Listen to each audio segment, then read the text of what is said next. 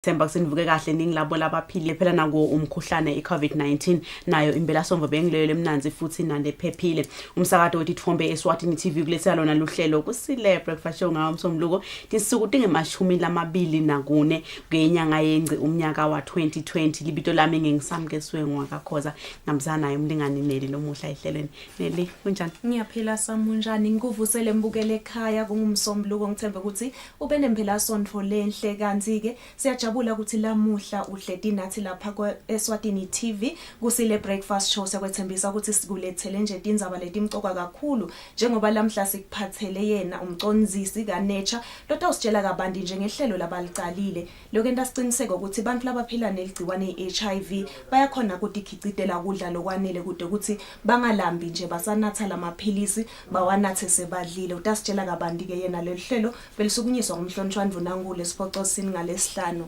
kunjalo nende kuyajabulisa kubona inhlelo etinjengaleti tisukunyiswa lapha eveni lakhomla ukuthi vele noma ngabe unagula kuni lokumcwa ukuthi ube nokudla phela lokwanele kuze kuthi emasotsha akho akhona ukuthi alwe netifo letinyenti letikhona emtimbeni sisijabula kakhulu kuba nabo bakaNature yes ngoba bathi lokujabulisa kwasami lokuthi lo hlelo lo bathi lutawuba kudo donke letinkhundla lapha eveni so kumcoka kakhulu vele lumcoka kakhulu ukuthi sive lokuthi ayini le ende ukuthi babone lokuthi abalisukumise kudo donke letinkhundla kude bamfu labaphila neHIV bato at least babe nako kudla lokwanele kunjalo nelithwana I guess sekutaba one of my achievements silive sisuka ku 95 nyalo sibantu labaphila nalo ligciwane leHIV and AIDS sawubona ukuthi bakhona ukuthi ukuthi khiditela kudla ngiloko lokumcoka isikhathi sa COVID isikhathi setifo letinene ngiyazi ukuthi babe nekudla lokwanele ematafuleni kunjalo malanga lamahle siyathemba sindofokota kakhulu ukuhlasana nathi ehlelweni lomuhla njengoba kumzomluko njengoba nagabanca insimbi yesithupha sibagatsile belibanda lelawula tekuxhumana lapha eveni isicom liligatsha labo labanalo Universal Access and Service Fund sibonile ke mhla ka 19 August ulo sabambe kuba indvuna tekuxhumana manqoba khumalo atfula yona idonation le worth 39 million emalangeni of ICT equipment ku sector ka education neka health start ivela ke ukuthi engabe vele le fund lena isebenta kanjani yini le kwendawo phela kuzama kuvala lesithi ne digital divide lesingathi maybe ngumkhathi lokhona emkhathini ukuthi bamvula basemakhana la sebakhona emadolobheni bakhona uaccessa ema services la khona ngethi nasikhuluma ngetindzaba dabo ubuchwephesha utabe akhona kumcondzisi waleligatsha leli Mbongeni Mtshali tosichazela kabandi ngayo le fund nekuthi siaccessa kanjani phela ikakhulu kade ithine lesisemakhaya. Yes, ngicabanga ukuthi le fund lena imcoka kakhulu njengoba sibona ukuthi lesikhathi vele lesesiphila kuzo sesikhathi sekuthi vele donke izinto sedendiwa ngetebuchwephesha so le fund lena ngicabanga ukuthi itasita kakhulu sive semaswati. Kunjalo malanga namahle it's 3 minutes past 6 kulesikhathi samanje vele siya khona editolo nasibuya netindzaba tefuthi ecalata lesuku Kusile good morning.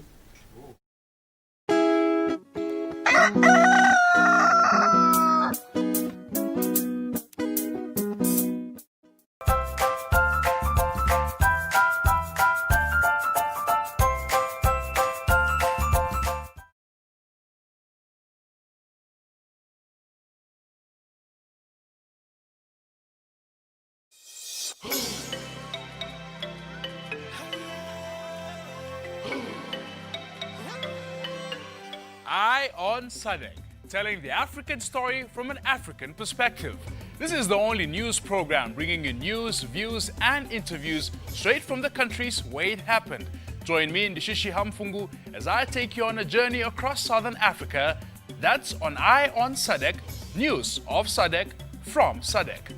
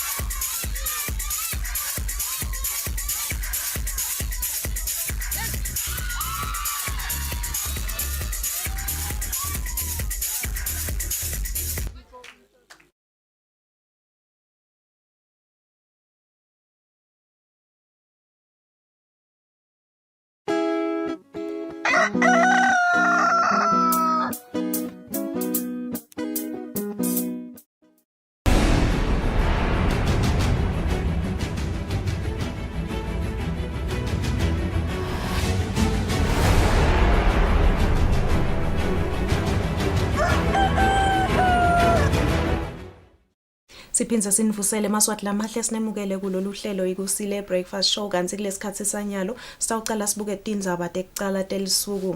Silo semhlaba ingwenyama inkosi Mswati wesithathu sithi baholi labaningi ikhulumende welive leNingizimu Afrika kuningi lokuhlela bangakusho ngenzima leyadlalwa likhaya lakaMasilela leselitvume ngekuthi kuse number 43 Triloni Park kanye nangenzima leyadlalwa live leSwatini enkululekweni yelive leNingizimu Afrika.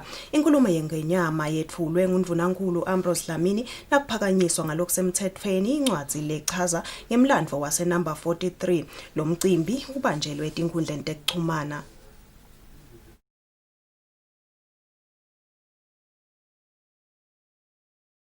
Akhuluma kulomcimbi egameni lengwenyama silwe semhlaba inkosi Mswati wesithathu Ndunankulu Ambrose Dlamini udumise umndeni wakaMasilela ngekuba nelomcondo ekubhala incwadi ngenzima liyadlalwa ngumndeni wakaMasilela kanye nelive laseSwatini enkululekweni yelive leNingizimu Afrika. Ngenxa yemkhuhlane iCovid-19 lomcimbi ubanjwe etinkundleni tekuxhumana. Ndunankulu uthi lokubhalwa kwalencwadi kubakhumbuta ngesikhathi samandla ngengwenya lapho khona abantu emaveni lamaningi emhlabeni bahlangana babambana babamunye bathola emasu ekuncoba. Ndunankulu uthi baholi labaningi ikhulumende welive leNingizimu Afrika kuningi lokuhle labangakusho ngenzima leyadlalwa ngumndeni wakaMasilela kanye nelive laseSwatini kuthi iNingizimu Afrika igcine ikhululekile. Ndunankulu uthi umndeni wakaMasilela usibonelo lesihle njengoba ekhuthata ema-Afrika ukuthi atitekele wona ndzabatawo ngendlela yawo.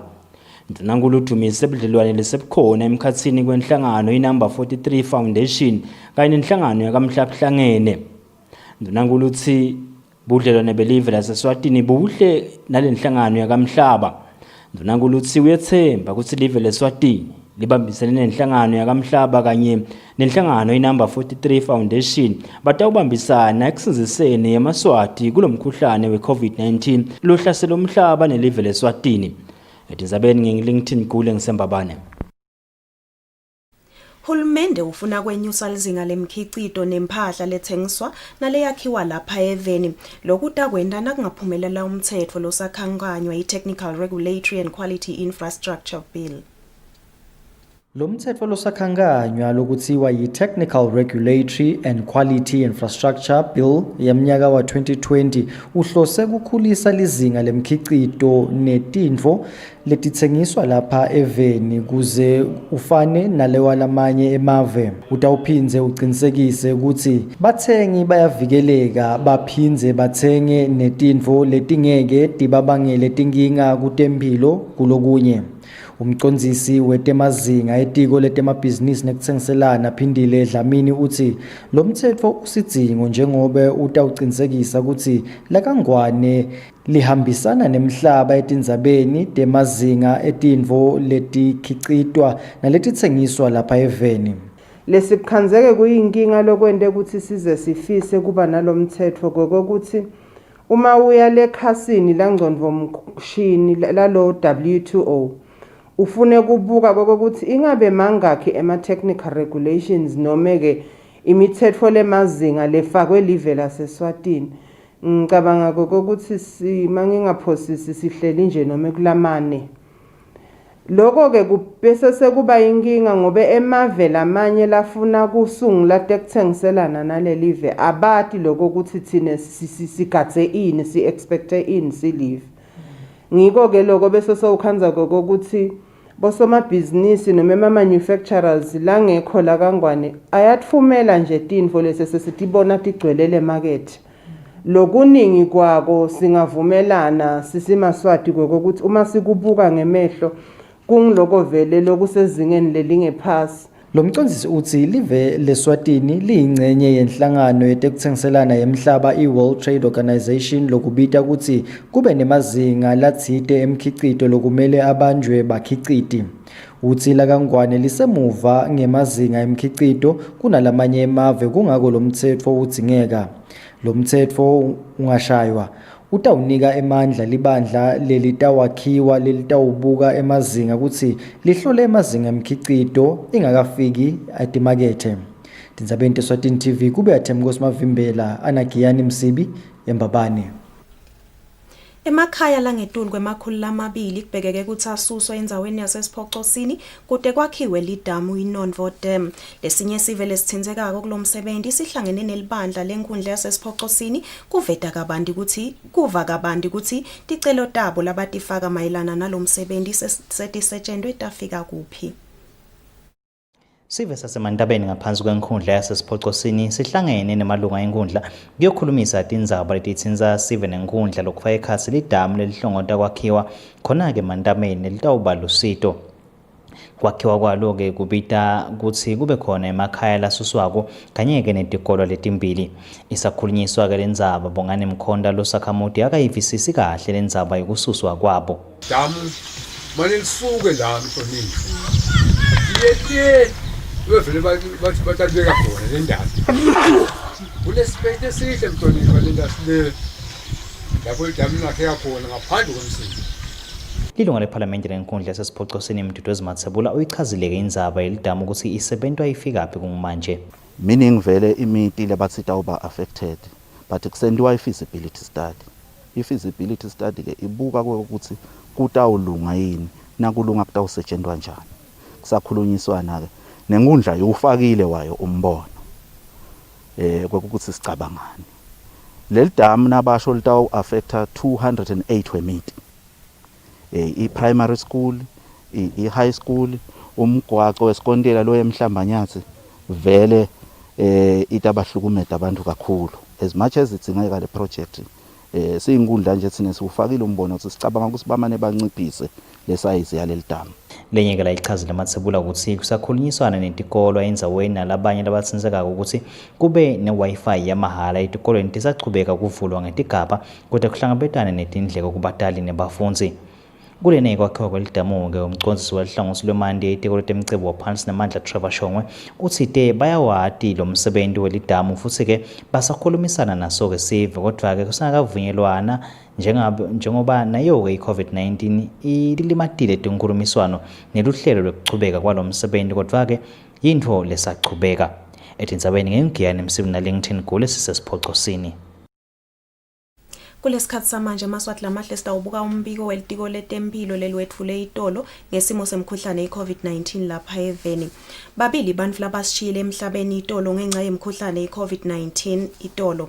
Lesekwenta sibalo salabangekho emhlabeni ngenxa yalomkhuhlane sibe ngu-85. Litiko lithi bang-36 bantfu labatfolakale nemkhuhlane i-COVID-19 itolo kuleli. Emaswati lasana lo mkhuhlane ang-4,225.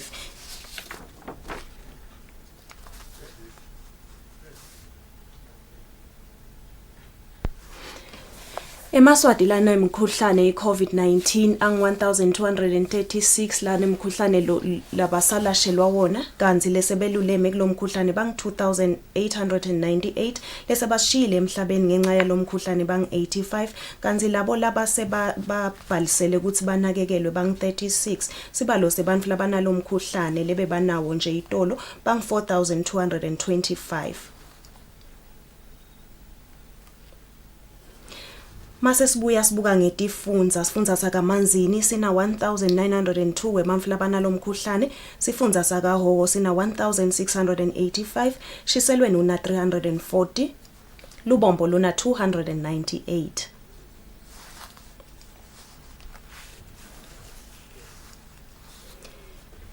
Sichubeke maswati lamahle nato tindzaba. Kukhona kutitfuma ngaphandle kwenkinga yintfo labanye bantfu labangayikhanzi ligugu kodwa kulomunye umfana loneminyaka lemibili budzala wasesibove endzaweni yaseGundvini lena yintfo layifise ngenhlitiyo yakhe kakhulu. Lo mfana watala esikhala sekukhipha emangcoliso kanzi solo atalwa ugulela futhi. Make wakhe uthi lo mfana udzinga lusito lwetempilo njalo ngemuva kwemaviki lamabili. Lo mfana loneminyaka lemibili wasesibovu watalwa kokukhipha emangcoliso njengalabanye bantfwana. Make wakhe Kholiwe Nzinisa uthi bodokotela babese bahlinza lo mntfwana esiswini bafaka lithumbu latatithuma ngalo. Kholiwe uthi inkinga labahlangabetana nayo ukuthi kudla kugayeki kahle esiswini lokubese kuyamgulisa lo mntwana adzinge nekuya esibhedlela njalo emva kwamaviki lamabili. uthi esibhedlela bayamnaka umntwanakhe mane inkinga kuhle kubabede tikhwama tekukhongetela lamangcoliso lokubita ukuthi bawathenge kanzi ayabita noma ke basebenzise la tawasebenzisa aphinze awalahle ema-disposable. Phinde siye esibhedlela siyofuna lama-colostomy bag ancenye angatholakali esibhedlela basibhale incwadi ukuthi asambe siwathenga. Ncenye side futhi nayo imali yokuwathenga ngoba leli khathuni nje nakungu-30 khathi kubita 3,500 angathi 500 nibani ba. Nalo kwehla senyuka siya lesibhedlela khanze kuthi kude nale mali ngoba phela le mali ngiyadifunela babakha kamnandi. Babe walomntwana kuthiwa akatiwa kuthiwa yaphi. Make wakhe uveta tinsolo tekuthi lo babe waphika lo mntwana amncane ngemuva kokubona simo sakhe. Bucopho basemthongwaneni Malobane Simelane bucela labangaba nelusito baside lo mntwana. Inyanza leyo kubi kulo mntwana. Njo senimbonile nanani singajabula nje ngosiyami loyo good Samaritan longavela waNkulunkulu nje aside lo mntwana ngosiyami naye atikhanza afana labanye abantwana. Umqondisi wetempilo Dr. Vusi Makagula uthi litiko litayisukumela indzaba yalomntwana libone ukuthi angasitakala kanjani. Labafise kusita lo mntwana bangashayela make wakhe nombolweni lethi 7656 3166 noma bucopho ku 7637 0214. Tindzabeni Eswatini TV kube yathemukos Mavimbela esibovu. Uqale ngelisasasa lelikhulu umkhankaso welibhange lengadi wekuvakashela emabandla kuyocela ingadi kubazalwane belibandla leSt Paul's Methodist Gamanzini kube ngibo bekucala kunikela ngengadi kulomkhankaso. Kulandzela kutsi indvuna yetempilo lizinkosi Memetele esiveni kutsi libhange lengadi litawucala ke umkhankaso kulembela sondvo wekuvakashela emabandla kuyawucela abazalwane kutsi banikele ngengadi njengoba iyashoda kulamalanga. Nembalake kulembela sondvo belibhange lengadi bavakashela libandla leweseli St Paul's Methodist eFairview kuyawucela abazalwane kutsi banikele ngengadi. Bazalwane lebebangena ngetigaba letehlukene esondweni balitfolile lithuba lekuthi belidlule lapho bebakanekise khona belibhange lengadi kutawunikela ngengadi. Lokungento enganikela ngengadi ukuthi kukhona lomunye umzalwane wethu naye lebasiprostele egroupini bathi udzinga yona lengadi. Nami ngithi ke kulabalingani bami sukume emakhaya bete batonikela ngengadi lapho bakhona khona baye esibhedlela i-social distancing yendiba nami ngiyibonile kulaba ka-blood bank bayenda so kude lokulukhuni Mr. Gule kunikela ingadi bazalwane la ngaphandle bayidzinga ingadi noma abanye ngeke wathi noma ngile COVID niledla lengadi but nje bayincombani labadzinga lengadi le lohleli nayo wena lekhaya. Hlanhlanhle ngetha walo libhange lengadi uthi batawuchubeka nekuvakashela nalamanye emasondvo uyawucela ingadi kubazalwane. Siyajabula kakhulu ngetinombolo lebantu labanikele kepha-ke siyathembela ukuthi titawuya ngakuba ngcono njengoba sathi ke ukuthi vele bazalwane abeti bonke kanye beta ngeticheme ngeticheme so kule ticheme letikhona kasi siyathokoza kakhulu ukuthi betile batosinikele. Kuvula kwetikolo akuletha ke lethemba lekuthi libhange lengadi litawukhona kubutha ingadi leyanele njengoba ingadi leningi itholakala kubo bantu besikolo. Kanti ke Maswati yakhutsatwa ukuthi avakashele libhange lengadi eMbabane nakaManzini anikele ngengadi lesidzingo lesikhulu kuletinsuku. Tindzabeni Eswatini TV ngiLinton Gule. Indvodza leneminyaka lenge-46 yaseshiselweni isishiye kabuhlungu emhlabeni ngemuva kwekuthi igwaze emanceba lang-11 ngulenye indvodza yekuseni ngelisondvo. Kukhona umbiko losulandzelelako esifundzeni saseshiselweni lapho khona indvodza leneminyaka leng-46 igwazwe ngilomunye labasebenta naye emanceba lacishe alinganiselwe kulang-11. Sisaphenya ke ngikhuluma nje vele amaphoyisa lamahlathini alandzela lo wekunene kuze ukuthi abuye atotiphendulela ngalokuqala. Siyathemba ukuthi utawugcina atfolakele. Sichubeke futhi simaphoyisa kuyikhuta indzaba yokuthi nani ngaboni ngasolinye nigcine seniyifikisa etandleni kuhambe wona umphefumulo. Bashayeli betimotolo letilayisha sive ngale kwelithaka sebalahlekelwe imali yengcako ku-300,000 emalangeni solo kwavalwa emaheke nanabo solo bamiswa ebhizinisini. Lokhu kuvakele ngasihlalo jikelele welibandla letimotolo letilayisha sive ngale kwelithaka Bambumuti Sithole. Bashayeli betimoto etihambisa siva ngale kwelithaka ngulabanye lesolo bathikameteka ngenxa ye-COVID-19 ngoba emaheke solo avalwa kunciphisa kwanza kwalomkhuhlane kanjalo ke nemithetho ye-lockdown lesolo yafakwa. Kuvalwa kwamaheke kusho indlela yodwa kubashayeli njengoba solo kude ibhizinisi ngoba solo bemile kubhizinisa. Nemitamoko yokuthi bave bahamba ngekhathi yeveni kusabukwa simo salomkhuhlane nayo kayibi nani imphumelelo. Sihlalo jikelele welibandla lalabashayela donake timoto ngale kwelithaka Bambumuti Sithole uchaza kabantu ukuthi bathikameteke kangakanani. Ngasemabhange kusikhinyabethe kakhulu ngoba njengoba usho nje siyehla siyenyuka sigijima emabhange nawo asinikile nkosi yami relief up to 30th September ke phabathi thereafter sebafuna imali bona ngoba nabo basemsebenzini babosomabhizinisi so ngeke ba-afford ukuthi bahlale nje isikhathi lesidze labangasathi nabo ukuthi siyophela nini.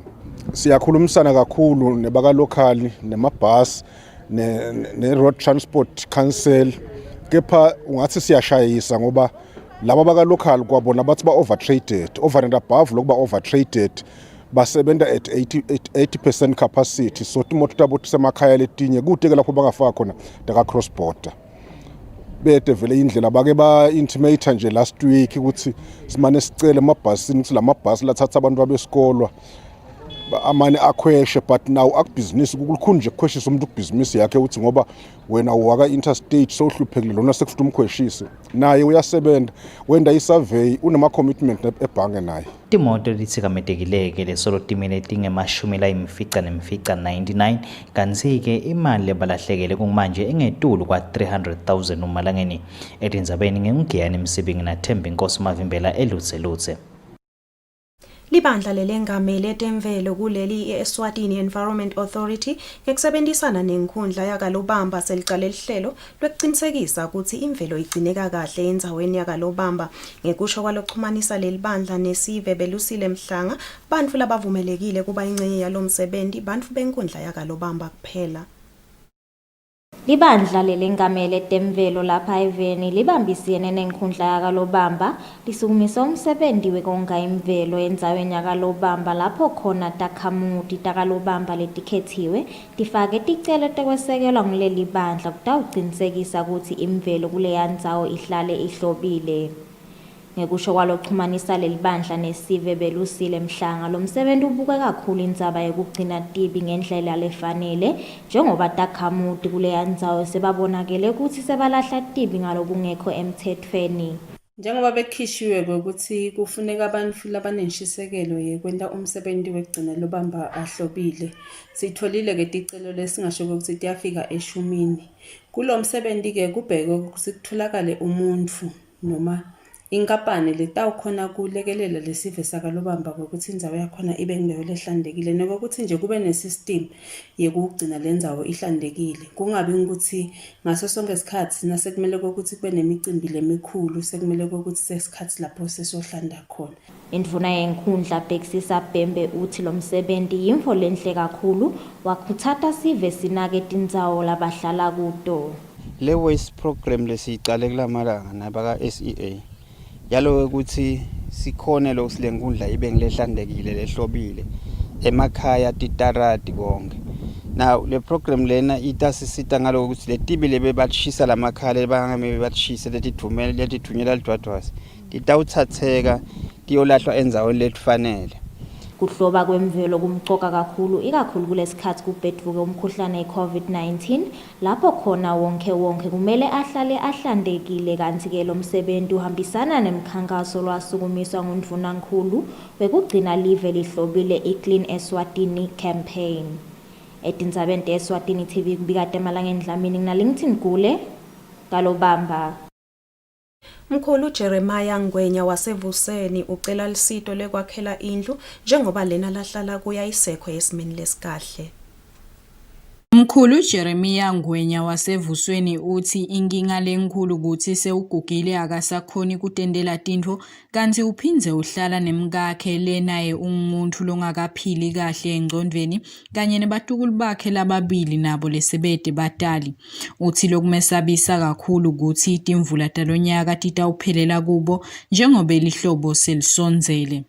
Ngicela kwakhelwa nje ngithola umuntu otaba nemoya lomuhle angahawukele njengalo mntwana abantu zilwanga ngilethela nanka imathela wangigoduka etelele umntwana abantu manje manje sekubesebola lokho etigodo nalo ke nako sekuyangigqoba liyana lokubuya la nje solo ngizama ukuthi kumbeni ngoba leti igodo desini ingamane ngigcobe kadzeni le kunalapha lusito lami lokwakha nje.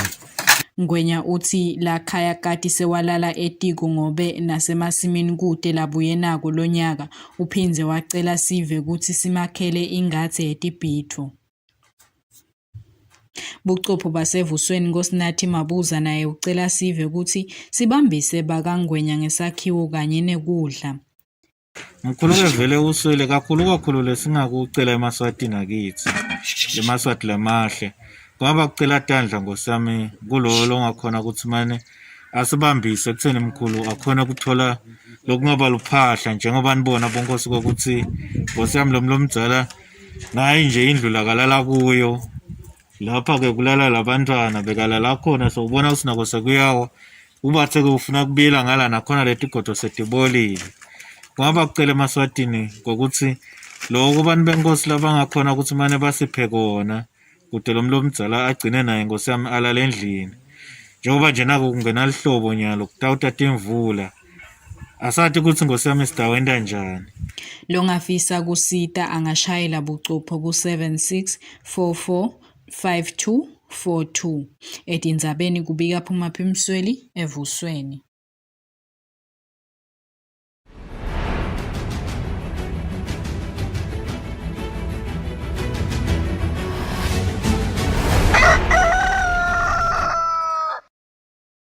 Kulesikhathi sanyalo umaswati lamahle sitawubuka tona temidlalo.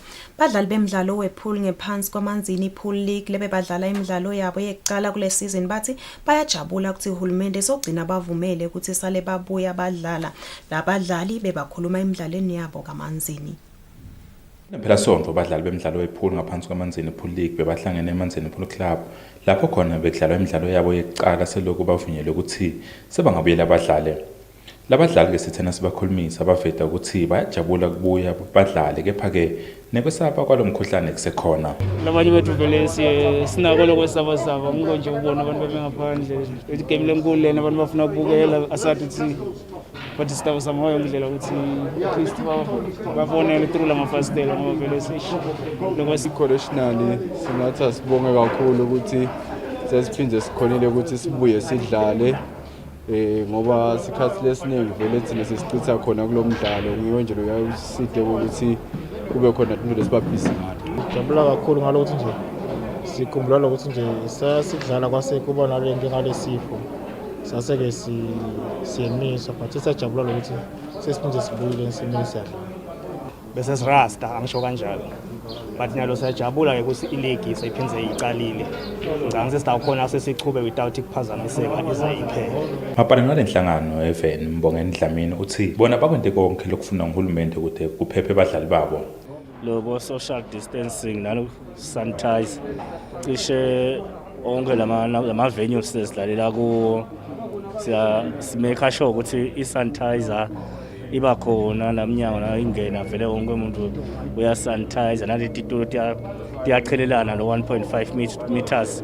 Lenhlangano ithina khathaloku lemidlalo seyibambelelekile badokwenda konke ke lokusemandleni ukuthi bakhona kuyidlala ngesikhathi bacethe. Lobekela umsakado weSwatini TV temidlalo ngiphathizwe Msibi kamanzini. Kulesikhathi sanyalo umaswati lamahle sitawubuka simo selitulu semadolobha lakhethiwe kuleli.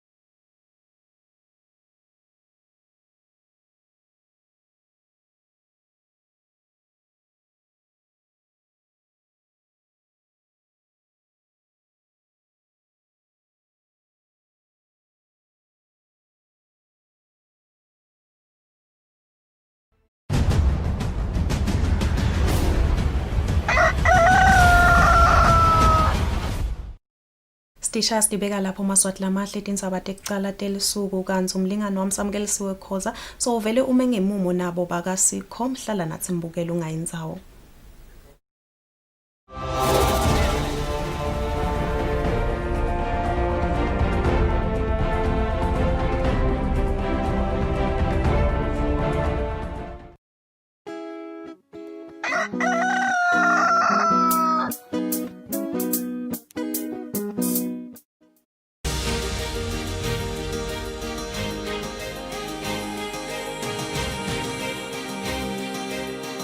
With the change in technology, out-of-home digital media is designed to grab the attention of people who are always on the go.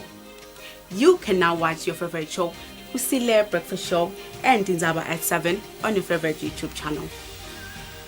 It's simple. You can stream these shows by following these quick, easy steps. Number 1, open YouTube. Number 2, search for Eswatini TV and click on Eswatini TV. Number 3, after you had entered on Eswatini TV, look for Tindzaba or KPS. And while you at it, don't forget to like, subscribe, and ring the bell button to get notifications of our video uploads and streams. And lastly, enjoy the stream. Stay home and watch Eswatini TV. Stay safe.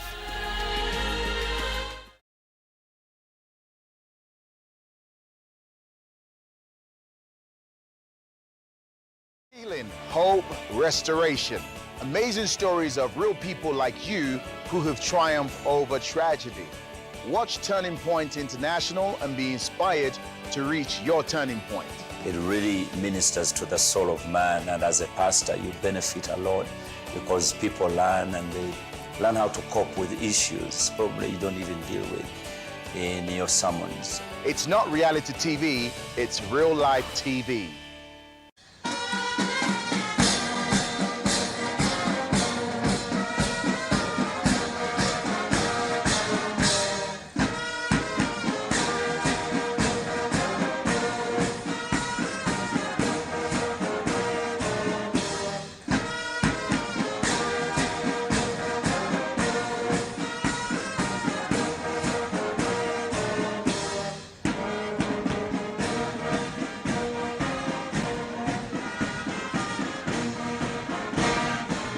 Pay your TV license for being in possession of devices such as television sets, DVDs, VCRs, monitors, and more. You are reminded that payments of TV licenses is due on or before the 31st of December every year.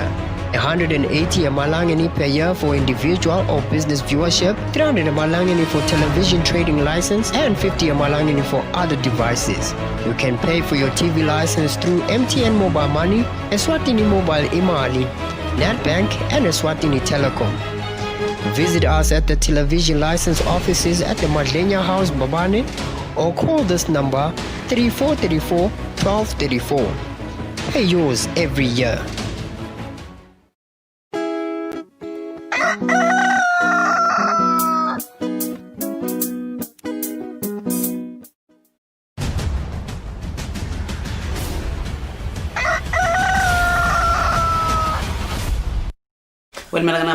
Welcome back. So siqhubeka nalo luhlelo Kusile Breakfast Show ngawo umsombuluko sanimukela nani maswathi lensanza avulela wona umsakazo waDo Tithombe Chitoke nasingena khona ehlelweni nemlingani ukuthi lo muhla sabe sinayo ibandla lilalwa texhumana lapha Even isikhompela sokukhulumisa indzaba sakumlathi evikini neliphelile ngamhla ka19 August lo sabambe kuba United texhumana manqoba khumalo wetfula lana idonation le worth 39 million emalangeni kuma sectors lamabili ke health na education endlini tekusakada phansi ligatsha labo ke lelithi it's Universal Access and Service Fund lolo sephethe ligatsha director wakhona Mbongeni Mjali ukhona endlini tekusakada kusichazela maybe ngemsebenzi waligatsha lelendiwa ngiyo le fund lena Mr Mjali siyakwamukela ehlelweni sekuseni Siyamukela Samkelisiwe sibonga kusi mema sibukele sikusele futhi babukele nabalaleli balo umsakazo weThombe wa7 siyabonga asivele sicale it's Universal Access and Service Fund engabe yini leyo Mr Mjali isebenza kanjani ngiyafisa Samkelisiwe ukuthi ngidaphala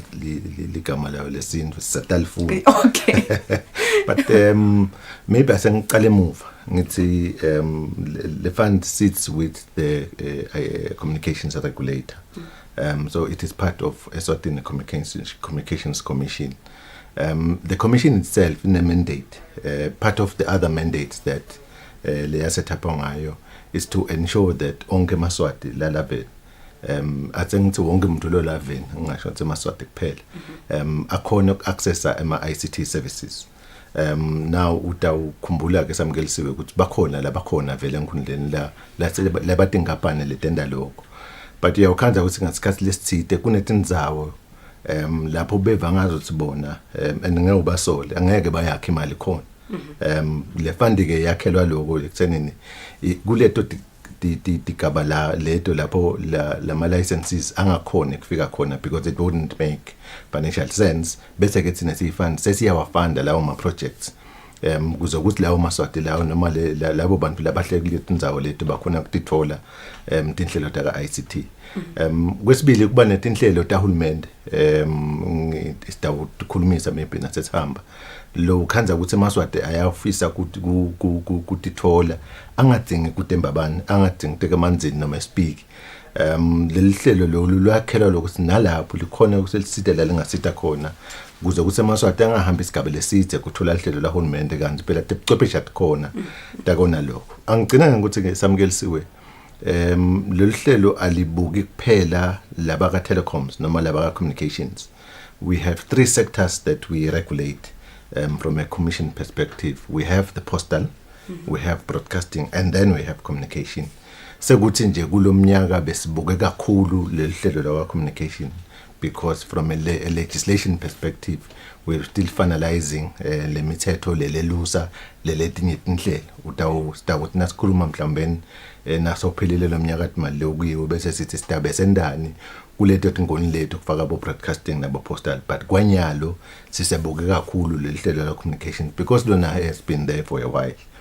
Angigcina ukuthi samkelisiwe utatibuta ukuthi lusha yini leli hlelo alisulo lusha angikabi khona lo regulator beka khona vele lo regulator lo khona nyalo beka khona regulator kulpos nalo lpos belvele nalo leli hlelo liwenda some of these projects, so it is an existing one. 2, it is an existing globally, so it is not only unique to us as a country, but all the regulators in the world that regulates ICT have this function to ensure that they bridge the digital gap.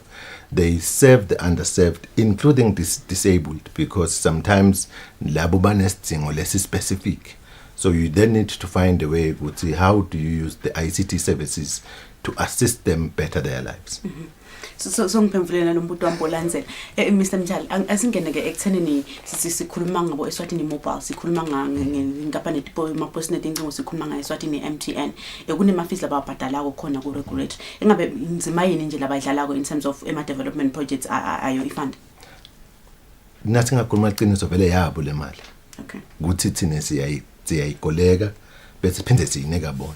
I think the first role that they do is that they have developed the country, they put up the infrastructure, and it's not just the big communications companies, even the ISPs.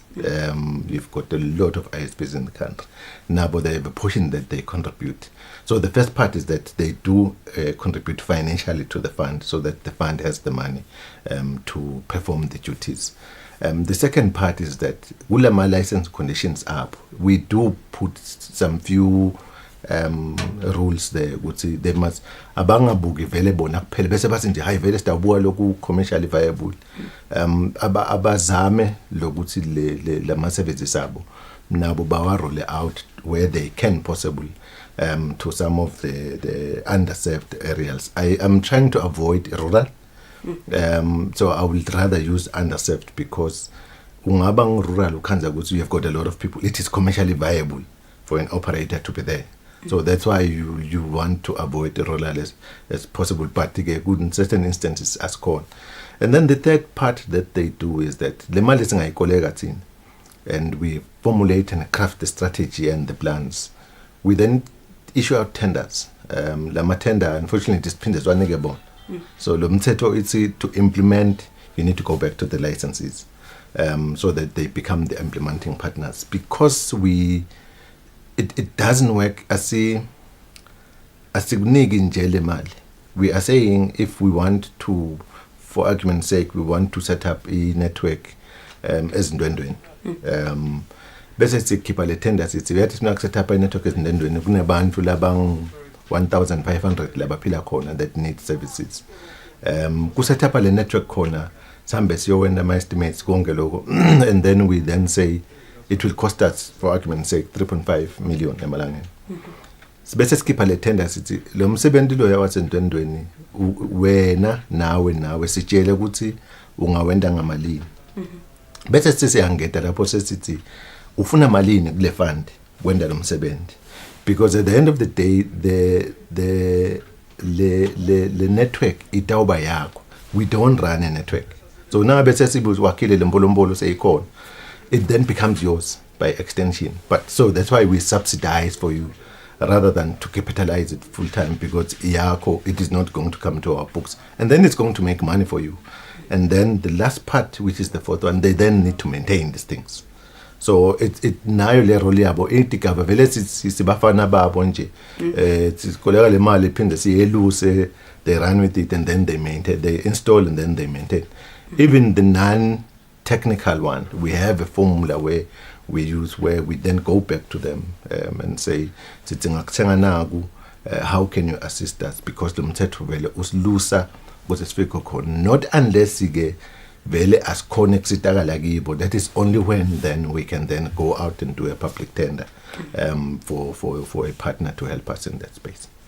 Ingabe Mr. Mjandi nasibuya ke sithi ingabe nzima yini ushito ukuthi akuseke Eswatini kuphela, other countries anayo universal access and service fund or uligatsha lelibukele tot indzaba leto. Ingabe nzima yini ke ledlalwa universal access and services nasisibuya ku social economic development? Maybe asingasho ukuthi ledlalwa ngule fund, asithi ledlalwa ngule technology ICT as a whole. You'll recall that it has become a vehicle for what you are asking me. I'll just try and bring you live examples. So if use mahlahlana ngathi noma mahlahlana ngadini wenganga la stake and you don't have the network, but you handcraft lo yendawo or whatever business that you're doing, if you don't have technology, you can't reach your customers, you can't sell your wares even on social media, just as a basic. So that is what we do. We then become an enabler to that. So that is just one of the roles of the commissioning ego. The fund becomes important because it then assists that mandate of enabling what you are asking me.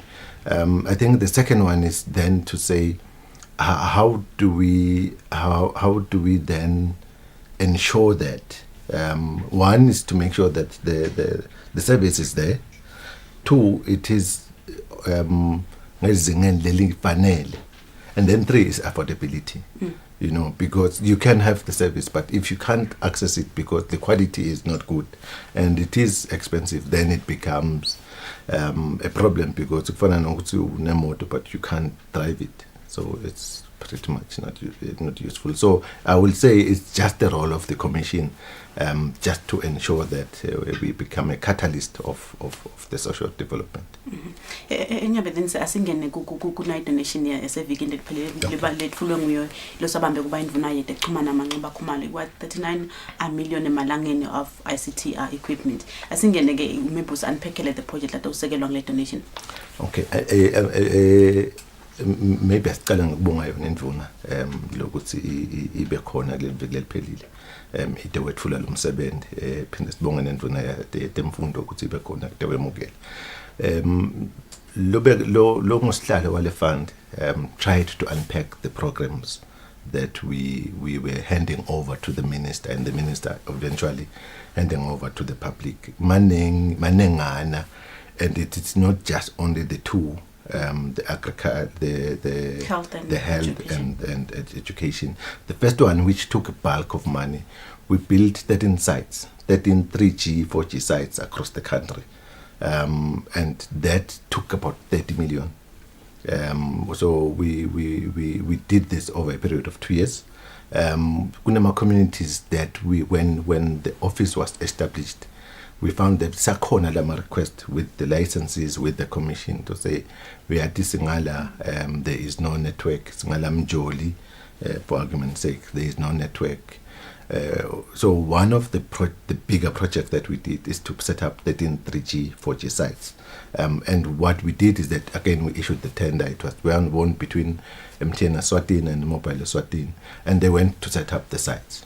The second project that we did was, we handed it over mid last year. Sakuthenga tablet for bantwana labanga boni kahle, yet they are in the mainstream schools. So what happens is that labantwana baya eklasini afika bhale lo thishela lapha ebhodini, and they are sitting there at the back, ababoni kahle. So, and the natural thing that we will do, even if I was a teacher, abengase ngizabahlela embili yabona sekungathi uyababandlulula. So the tablets assist them ukuthi they can sit anywhere, and then it has a camera. It projects what the teacher is writing on the board, and they can sit anywhere and interact. That is one. Two, it then assists them on the ICT skills themselves. So it becomes a tablet. You can do just about anything. So that is the other project. We did 10 students, Labase High School, that received that. The third project that we did was the big one that we gave the Ministry of Education. We bought mobile ICT labs. The mobile ICT labs is just a trolley and a laptop. So 20 schools, each receiving 45 laptops. And the concept comes from saying, do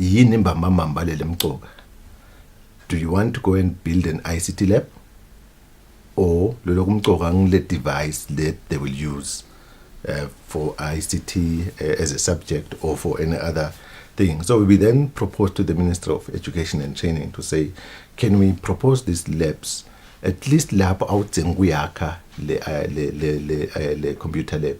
Le class in labafunza kona Swati, labafunza kona maths. You just pull the trolley and bring it there. And then what happens is that you just pull out the laptops, bafunza nabaceta, you put it back, push it to the staff room, lock it up, charge it up for the next class or for the next session. So lapo we gave the ministry about 900 to my computer. And then there was the IDE. Before I give you how much it costed, and then there was the IDE. The University of Eswatini came through, made a request to say, Banel Pigo Laga IDE that goes out in the communities. I think they mentioned Spigi, Pik and Langano, to go and conduct subjects laba went out, and then they find that abakoni because they don't have laptops, the students. So we then said, by all means, tertiary education is part of the mandate, so by all means, let's support them. So that's why we handed over 21 trolleys and 945 then trolleys. We spent about 6.5 million on that project. And then the other project that we helped was to assist government from a decentralization program. You will recall, Mtiane, that Hulmende useluhlelweni lokuthatha le misebenzi la yenda la dolobheni yemakhaya. And because of the unique system that we have in the country at Nkundla, it makes it easy for us then to tap in, because we're just going to go to the service centers, we just go to the nearest RTA, just to help with the connectivity, because the information is there. But what we then need to do is to connect it to where the people are closer to. So that is then the connectivity one that we were helping government with. So we have connected Minister of Health, we have connected about 35 health facilities, and the concept that they have is, now uyesibhedlela kube nje nyalo ungangena lamba bane government ufike uthi uphethe ngiloko ukuphethe bakunake, they will require your ID and then they capture it on the system. Maybe uhambe ekhaya kusasa ekseni uve ngathi uthi hayi akubi ngcono. You go to your nearest clinic, they get to the system and then they say your ID, and immediately it will pop up that itolo yilemba bane government, you were helped by who, what was wrong, and what did they assist you with. Uyakhumbula kuthandi besina namakhadi lamakhulu kanti namaphepha and we used to lahla them. So that is what the concept is. It's a brilliant system. Secondly, it digitizes the whole health sector, so it's in our heart, so that at least we digitize and we grow. as a country. There's a lot of cost saving I can add, but health. So that is then what we then help the Minister of Health to do, just to connect the rural areas and some of the urban areas, to connect them back to the central system. The other one that we help is the Dingundla service centers. Dingundla Number Service Center that are offering basic government services, Tola certificate, the Badalum Telo, all those things, but they need you to pay. So if they need you to pay, you need to be connected again to the government computer service database. So that is the other project that we did. I think we spent about 2 million thereabout, between connecting the Dingundla, connecting Minister of Health. So that is then the programs that the minister was launching. So when you talk about 39 million, it's a collection of all the projects that we have done in the past 2 years. Engabe msebenzi singagatsa yini kuthuthukiswa noma ku-enhance kwalamanye ema-sectors Dingundla tingene education health ungenile naye esho uyangena naho ama-affairs nasikhuluma ngendzaba yetifiketi. Look, we are about government. We are about assisting government, especially there is a section here, e-gov, to make sure that they take the services. This financial year, we have roped in 10 veterinary offices. So nakona na bufuna go clearish at Ngomo or whatever, you now not going to travel much. So that becomes an addition. So yeah, we are evolving, and the fund from a commission perspective is still 2.5 years into its game. So we are going to evolve and add other sectors. But like I've said, we are adding agriculture now. We're going back to health because, again, with the issue of COVID, the data is very much important for the analysis and all. So we're going back to health.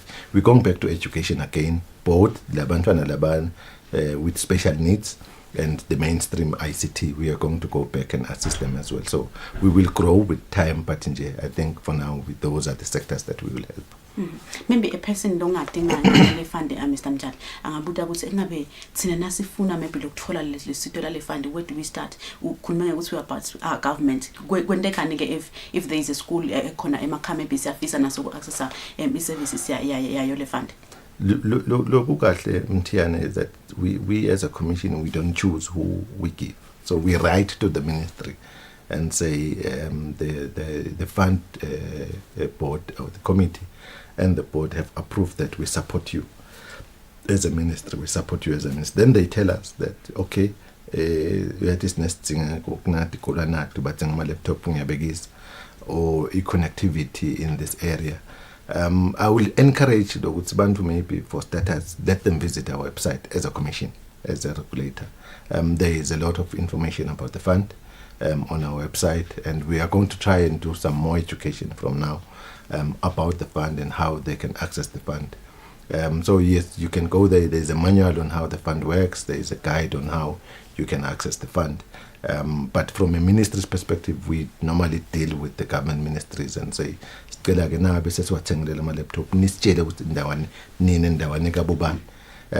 we just go and deliver to them. Nale connectivity, we do the same. We talk to the Minister of ICT, we then talk through the Minister of ICT, say our computer service, Nabobas guide, critical, when we're doing our planning around October, November, so that we can then see in the KT, and how, and if we can afford to help as much as we can help. Technology, you'll agree with me, there's money involved. So you can only help where you can. So even people, they can come, how do you apply? They can come to us, then we can then take it from there. We do an assessment. It is not our role. So we take it back to the licenses and say, you'll find at some time that it's just something that the licenses can deal with. Then we work out, we have our own processes to work with them. It's okay, no, maybe next time we have enough money, we'll consider them for the network and so on and so on. So yeah, that's how kugcina Mr. Mjali athini maybe ema targets efund ngeva sikhuluma ukuthi kufuna wonke umuntu kusikhona ukubhija maybe le divide le khona emkhathini wethu thina lesemakhaya ngalamadolobheni sikhuluma ukuthi sithole ema communication services ala affordable athini ke ema targets efund ngiwo nje. Those are the targets of the fund. We need to ensure that onke maswati namabonke abantu labalaveni they have full access of affordable, reliable connectivity. Yes. So thank you so much. Ngesikhathi siyabonga kakhulu kuba nasehlelweni lomuhle kuseni. Siyabonga. Thank you. Malanga namahle besihlesana naye imbongeni Mjali uqhamuka lapha ka-Eswatini ehlangothini lesithi Universal Access and Service Fund. Lesikhathi samanje savele siyakhona ididode sibuya nayo i-traffic update yethu. Kusile, good morning.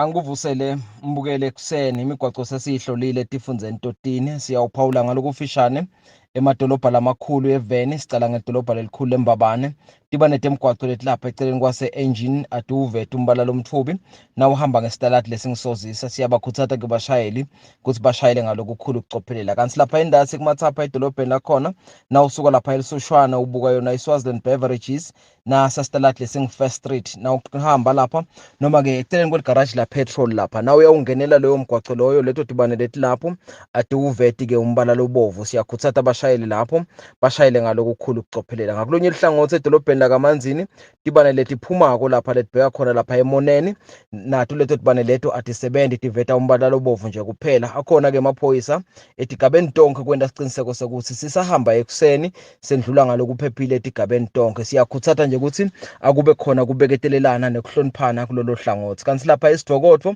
na uqhamuka khona lapha eceleni kwase Riders Range nalapho umgwaqo wethu lapho uyakhiwa lapho ukhulisiwe ke lekwenda ukuthi kube netimpawu noma ke nelibhokisi lelakhiwako leliyawuvalela timotolo letiyawufuna kungena kunaso sakhiwo lesisha lesakhiwe lapho siyabakhuthata ke bashayele ukuthi abatihloniphe leto timpawu nale midwebo yaphansi letvejiwe lapho lengiyona isicondzisa ukuthi umgwaqo wethu uyawuhamba nganaluhlangothi nalo siyacela ukuthi bashayele abachubeke bayinake bayihloniphe nabo labasebenza emgwaqweni sibanike leyo nhlonipho leyo babena ukuthi babe ngilabo labaphephile ngakulonye ihlangothi na usuka khona lapha eRiders ubuya emuva kubonhlambene nakhona ikhona iloli lapho lefele eceleni komgwaqo nalapho siyabakhuthata abashayeli ukuthi batinake timpawu letibekiwe lapho kanti na uphuma edolobheni elikhulu kaManzini ubheka khona emafutheni uyakhiwa loyo mgwaqo loyo nalapho solo sikhuthata abashayeli ukuthi ababeketele njengoba kungumgwaqo lophithitelako nemgwaqo lolayisha umthamo lomkhulu wetimotela ikakhulukazi letingena khona ekhathe edolobheni lakaManzini siyawukhumbula ukuthi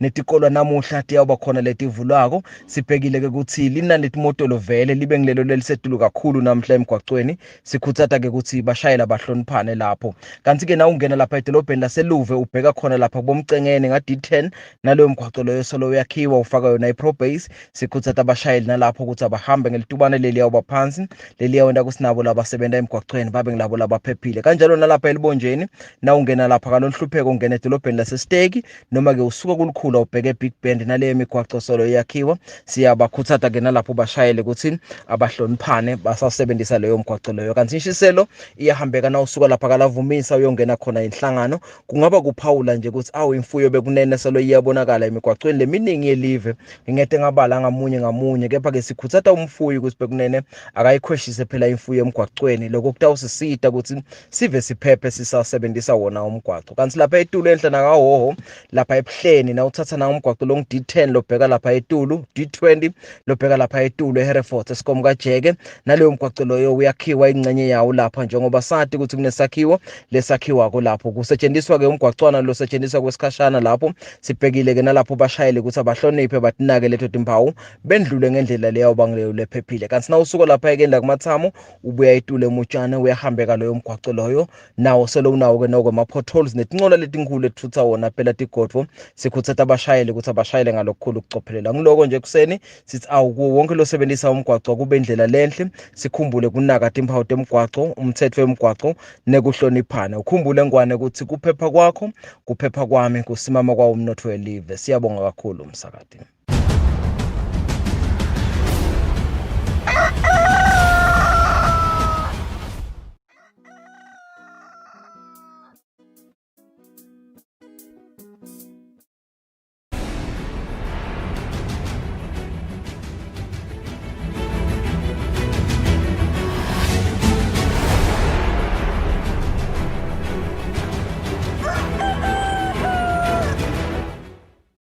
Mana ngimahla sinivusele sinemukele indzaba futhi esibili italo usuku solo sinilethela ngalo lwimi lethu lesiswati libito lami ngingisamukiswe ngakhoza kanti lozohlelweni Kusile breakfast show nga umsombuluko. Silo semhlaba ingonyama inkosi Mswati wesithathu sithi baholi labanengi uhulumende welive leNingizimu Afrika kuningi lokuhle labangakusho ngenzema layadlalwa likhala kaMasilela leselivumeke ukuthi number 43 Triloni Park kayena ngenzema layadlalwa live laseSwatini enkululekweni yelive leNingizimu Afrika kanti inkulumo ngonyama etfule ngvunankulu Ambrose Dlamini nakuphakanyiswa ngalokusemthethweni incwazi lechaza ngemlandvo wase number 43 ngalomcimbi ubanjelwe tinkundleni tekuchumana. Akhuluma kulomcimbi egameni lengwenyama silwe semhlaba inkosi Mswati wesithathu ndvunankulu Ambrose Dlamini udumise umndeni wakaMasilela ngekuba nelomcondo ekubhala incwadi ngenzima liyadlalwa ngumndeni wakaMasilela kanye nelive laseSwatini enkululekweni yelive leNingizimu Afrika. Ngenxa yemkhuhlane i-COVID-19 lomcimbi ubanjwe etinkundleni tekuchumana.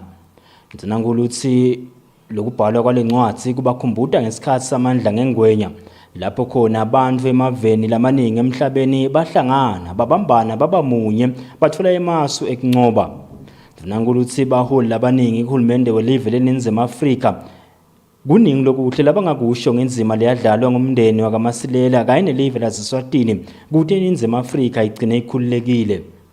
Ndvunankulu uthi umndeni wakaMasilela usibonelo lesihle njengoba ekhuthata ema-Afrika ukuthi atitekele wona indzabatawo ngendlela yawo.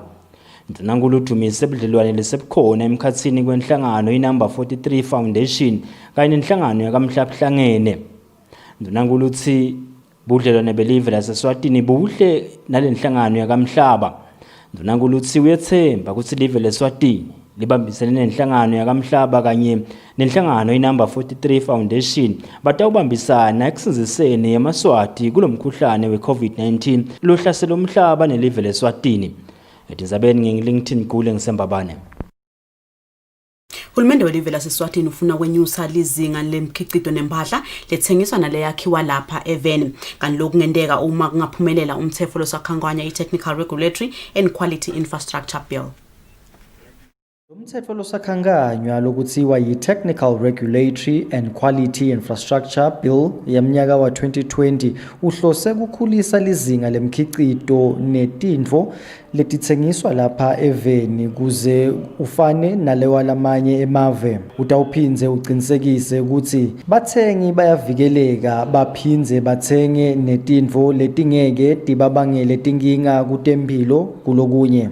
Umcondzisi wetemazinga etiko letemabhizinisi nekutsengiselana Phindile Dlamini uthi lo mthetho usidzingo njengoba utawuqinisekisa ukuthi lakangwane lihambisana nemhlaba etindzabeni temazinga etintfo letikhicitwa naletitsengiswa lapha eveni. Lesikhanzeke kuyinkinga lokwente ukuthi size sifise kuba nalomthetho kokuthi uma uya lekhasini langcondvo mshini lalo W2O ufune kubuka kokuthi ingabe mangakhi ema-technical regulations noma-ke imithetho lemazinga lefakwe live laseSwatini. Ngicabanga kokuthi mangingaphosisi sihleli nje noma kulamane. Lokho-ke bese sekuba inkinga ngoba emave lamanye lafuna kusungula tekuthengiselana nalelive abati lokho ukuthi thina sigadze ini si-expecte ini silive.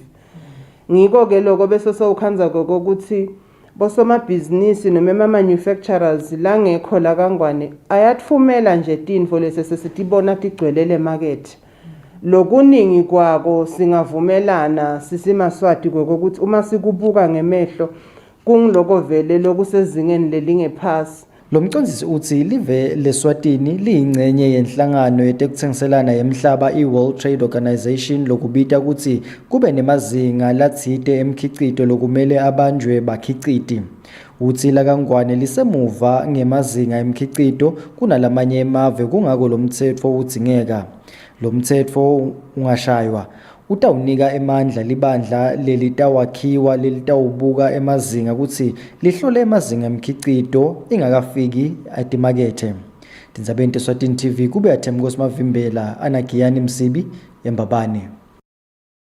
Emakhala ngetulu kwemakhulu lamabili kubheka ukuthi asuswe endzaweni yasesiphocosini kude kwakho elidamu iNonvo Dam. Ngalesinye sive lesithinzekako kulomsebenzi sihlangene libandla lenkundla yasesiphocosini tokuva kabantu ukuthi ticelo tabo labatifaka mayelana nalomsebenzi setisetshenzwe tafika kuphi. Sive sasemantabeni ngaphansi kwenkundla yasesiphocosini sihlangene nemalunga enkundla kuyokhulumisa tindzaba letitsinza sive nenkundla lokufaka ekhasi lidamu lelihlongota kwakhiwa khona-ke emantabeni litawuba lusito. Kwakhiwa kwalo-ke kubita kutsi kube khona emakhaya lasuswako kanye-ke netikolo letimbili. Isakhulunyiswa-ke lendzaba Bongani Mkhonda losakhamuti akayivisisi kahle lendzaba yokususwa kwabo. Damu manje lisuke la mhlonini. Yethe bevele batalibeka khona le ndaba. Kunesipete esihle mhlonini balenda sile. Lapho idamu lakhe yakhona ngaphandle komsindi. Ilunga lephalamende lenkundla yasesiphocosini Mduduzi Matsebula uyichazile-ke indzaba yelidamu ukuthi isebentwa ifikaphi kumanje. Meaning vele imiti lebathi tawuba affected but kusendiwa i-feasibility study. I-feasibility study ke ibuka ukuthi kutawulunga yini nakulunga kutawusetshenzwa njani. Kusakhulunyiswana-ke nenkundla yufakile wayo umbono kwekuthi sicabangani. Leli damu nabasho litawu affecta 208 wemiti. I-primary school, i-high school, umgwaqo wesikondela lo emhlambanyathi vele itabahlukumeda abantu kakhulu. As much as idzingeka le project siyinkundla nje thina siwufakile umbono ukuthi sicabanga ukuthi bamane banciphise le size yaleli damu. Lenyeke la ichazile Matsebula ukuthi kusakhulunyiswana netikolo endzaweni nalabanye labatsinzekako ukuthi kube ne-Wi-Fi yamahala etikolweni tisachubeka kuvulwa ngetigaba kodwa kuhlangabetane netindleko kubatali nebafundzi. Kulene kwakhiwa kwelidamu-ke umcondzisi welihlangosi lwemandi etikolo temcebo waphansi nemandla Trevor Shongwe uthi bayawati lo msebenzi welidamu futhi-ke basakhulumisana naso-ke sive kodwa-ke kusangakavunyelwana njengoba nayo-ke i-COVID-19 ilimatile tinkulumiswano neluhlelo lwekuchubeka kwalo msebenzi kodwa-ke yintfo lesachubeka. Etindzabeni ngengiyani Msibi naLington Gule sisesiphocosini.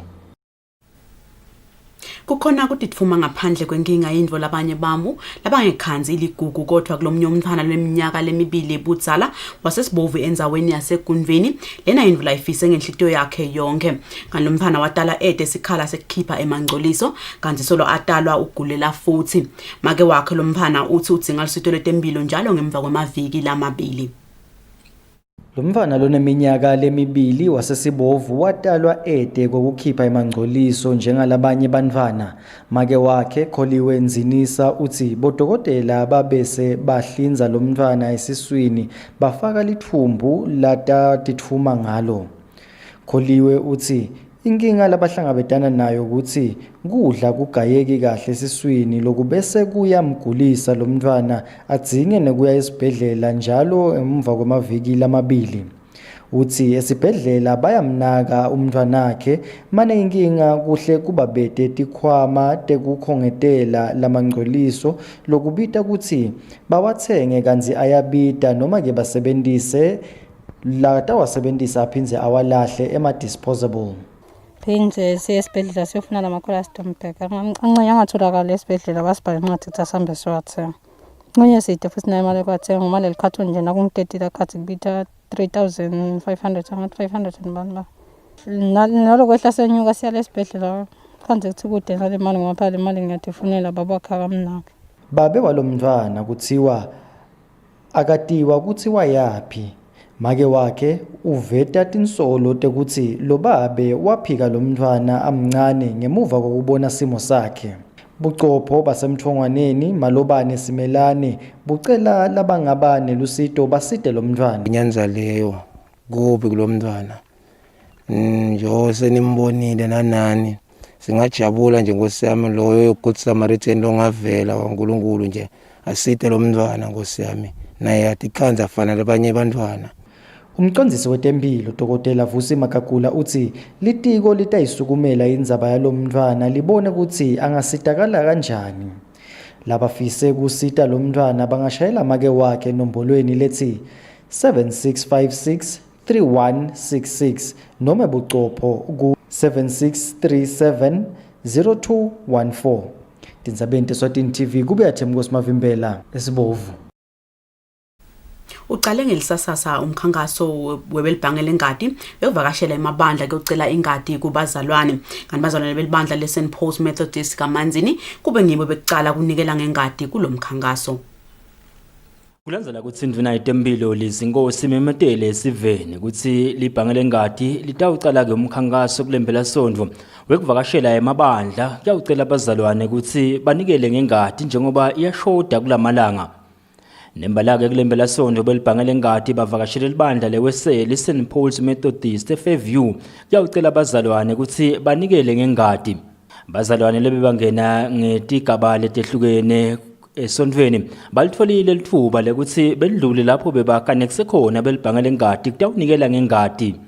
Lokungento enganikela ngengadi ukuthi kukhona lomunye umzalwane wethu naye libasiprostele egroupini bathudzinga yona lengadi. Nami ngithi ke labalingani bami abasukume emakhaya bete batonikela ngengadi lapho bakhona khona bayesibhedlela. I-social distancing yendiba nami ngiyibonile kulaba ka-blood bank bayenda so kude lokulukhuni Mr. Gule kunikela ingadi bazalwane la ngaphandle bayidzinga ingadi noma abanye ngeke wathi noma ngile COVID niledla lengadi but nje bayincombani labadzinga lengadi lohleli nayo wena lekhaya. Hlanhlanhle ngetha walo libhange lengadi uthi batawuchubeka nekuvakashela nalamanye emasondvo uyawucela ingadi kubazalwane.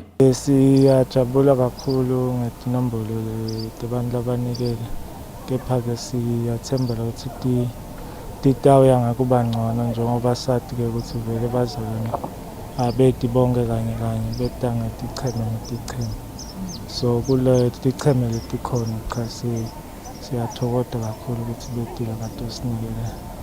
Kuvula kwetikolo akuletha ke lethemba lekuthi libhange lengadi litawukhona kubutha ingadi leyanele njengoba ingadi leningi itholakala kubo bantu babesikolwa. Kanti ke Maswati ayakhutsatwa ukuthi avakashele libhange lengadi embabane nakamanzini anikele ngengadi lesidzingo lesikhulu kuletinsuku. Tindzabeni Eswatini TV ngiLinton Gule. Indvodza leneminyaka lengama-46 seshiselweni isishiye kabuhlungu emhlabeni ngemva kokuthi igwazwe eManceba la-11 ngilenye indvodza ekseni elangeni layitolo. Kukhona umbiko losulandzelelako esifundzeni saseshiselweni lapho khona indvodza leneminyaka lengu-46 igwazwe ngilomunye labasebenta naye eManceba lacishe alinganiselwe kulang-11.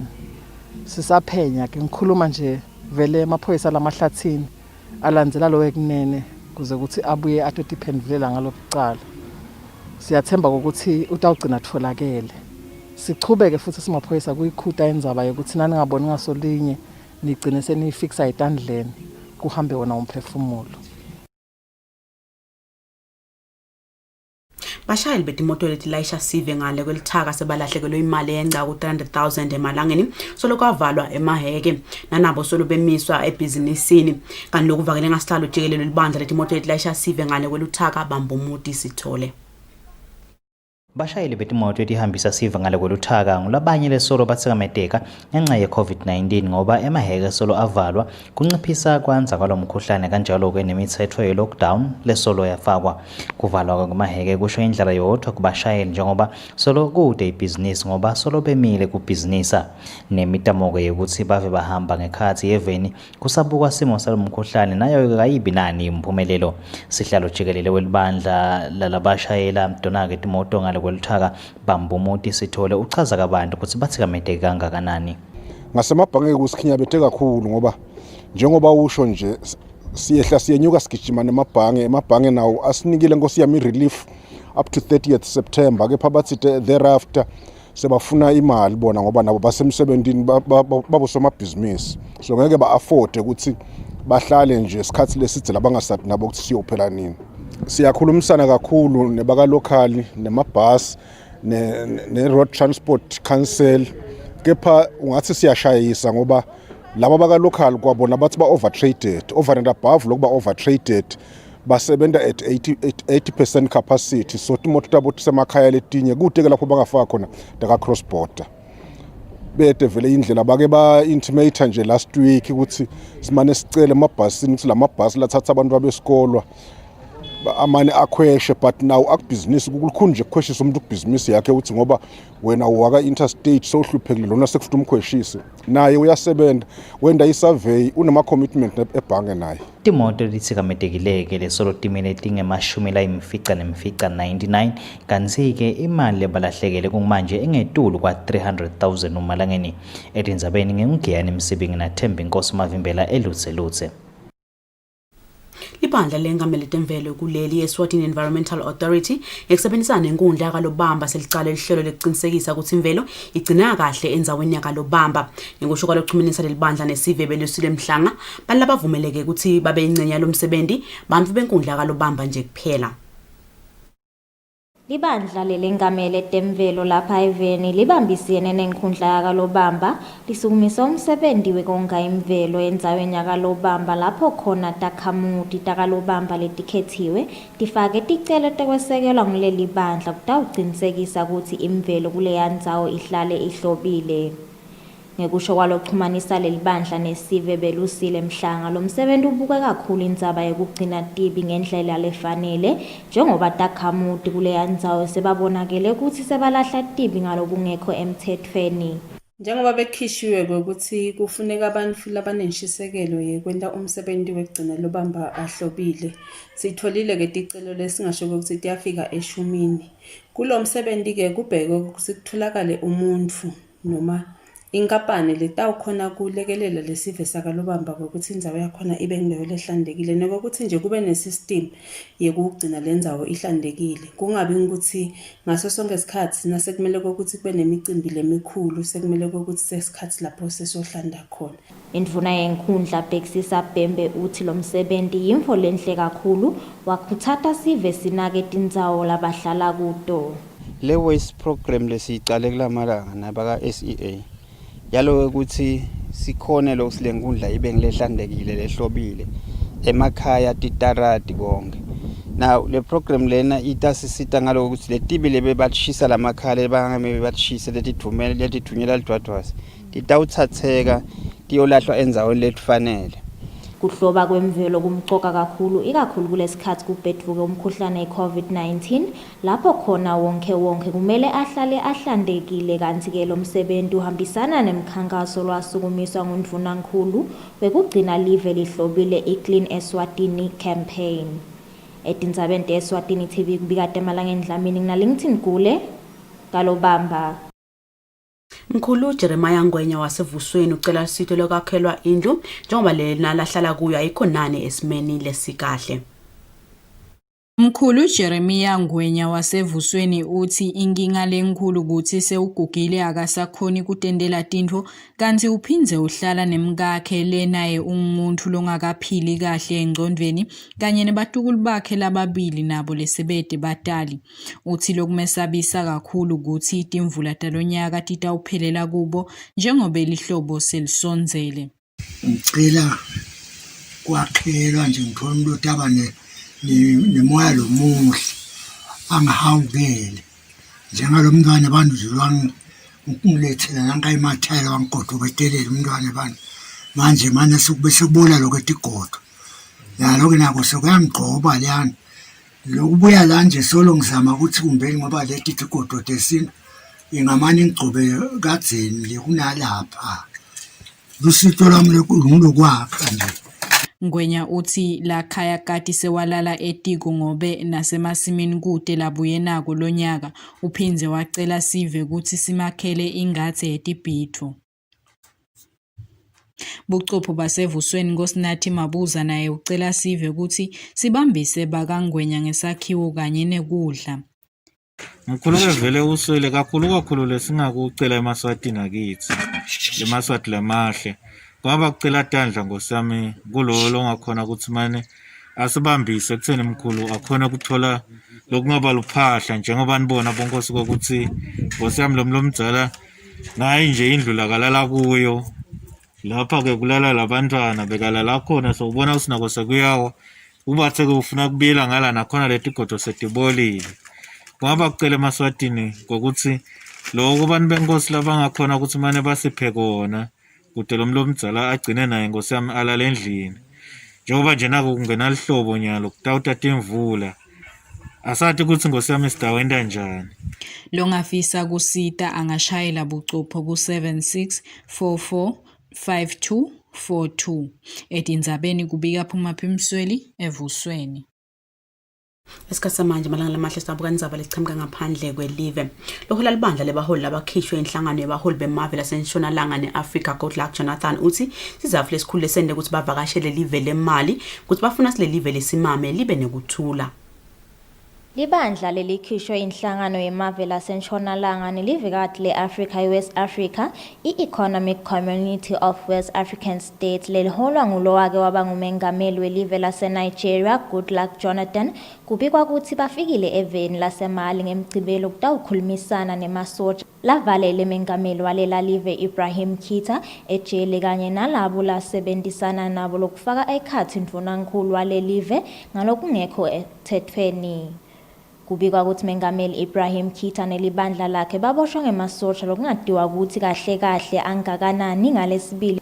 Leli bandla le-ECOWAS livetile ukuthi sebambonile mengameli Kita nalabanye lavalelwe nabo bakhulumisana nekuthi basesimeni lesikahle. Lamasotsha kubikwa ukuthi ende lokhu ngenxa yetindzaba tetimali nekuphikisana labebanako namengameli Kita lokwende ukuthi bathathe lesinyathelo. Bamfukulela live babonakele bajabula ngalesende kakhulu labo lebe bavele bangamfuni mengameli Kita esihlalweni sakhe kusukela ngenyanga yenhlaba. Ngekusho kwembikelo okhishwe ngulenhlangano lamanye emave langavumelani nalesento athembisile ukuthi atawuvala onke emagede amise timali kube bede budlelwane lebekusolo bukhona nelive lemali. Etindzabeni te-Eswatini TV kubika Temalanga Ndlamini. Tithombe titholakale ka-France 24, DW kanye ne-VOA. Malanga lamahle esikhathi samanje sabuka indzaba temidlalo. Badlali bemidlalo wepool ngaphansi kwemanzini pool league le badlala imidlalo yabo ekucala kule season bathi bajabula ukuthi uhulumende sokugcina bavumele ukuthi sale babuyela badlala. Phela sonto badlali bemidlalo wepool ngaphansi kwemanzini pool league bebahlangene emanzini pool club lapho khona bekudlalwa imidlalo yabo yekucala selokhu bavunyelwe ukuthi sebangabuyela badlale. Labadlali ke sithena sibakhulumisa baveta ukuthi bayajabula kubuya badlale kepha ke nekwesaba kwalomkhuhlane kusekhona. Labanye bethu vele sinako lokwesaba saba ngonje ubona abantu bengaphandle igame lenkulu lena abantu bafuna ukubukela asathi ukuthi bathi sitaba samoya indlela ukuthi Christ babonele through lamafastela ngoba vele lokwasikholetionally singathi asibonge kakhulu ukuthi sesiphinde sikhonile ukuthi sibuye sidlale ngoba sikhathi lesiningi vele thina sesichitha khona kulomdlalo ngiyo nje uyaside ukuthi kube khona into lesibabhisi ngato. Jabula kakhulu ngalokho nje sikhumbula ukuthi nje sasidlala kwase kuba nale nkinga lesifo saseke siyemiswa but sisajabula ukuthi sesiphinde sibuyile esimeni sakhe. Bese sirasta angisho kanjalo. But nyalo sayajabula ukuthi iligi seyiphindze icalile. Ngicanga sesitawukhona sesichube without kuphazamiseka ize iphele. Mapana ngalenhlangano eveni Mbongeni Dlamini uthi bona bakwente konke lokufuna nguhulumende ukuthi kuphephe badlali babo. Lobo social distancing nalo sanitize cishe onke lama venues sesidlalela ku make sure ukuthi isanitizer iba khona namnyango la ingena vele wonke umuntu uyasanitize naleti tulo tiyachelelana lo 1.5 meters. Lenhlangano ithina khathalokhu lemidlalo seyibambelelekile badokwenda konke ke lokusemandleni ukuthi bakhona kuyidlala ngesikhathi bacethe. Lobikela umsakazo weSwatini TV temidlalo ngiphathizwe Msibi kamanzini. Tidinga ngaleto ke tindzaba lebe siniphathele tona lebe tesibili ke kulolusuku lalomuhla lesikhathi samanje savele siya khona editolo space yacibeka nalo uhlelo lefu Kusile. Good morning.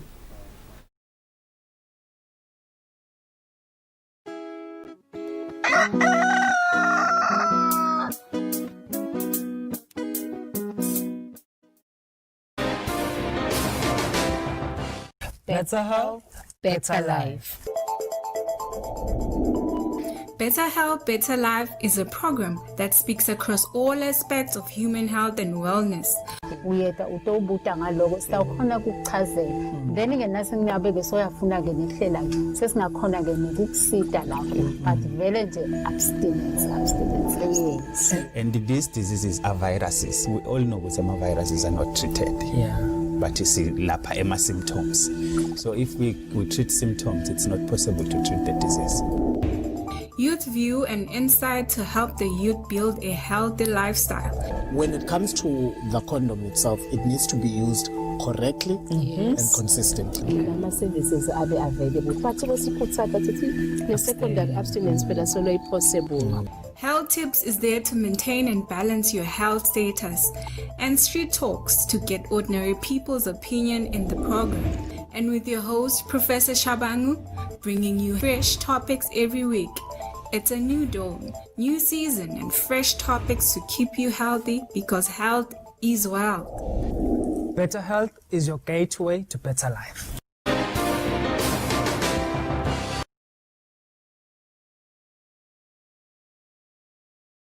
Pay your TV license for being in possession of devices such as television sets, DVDs, VCRs, monitors, and more.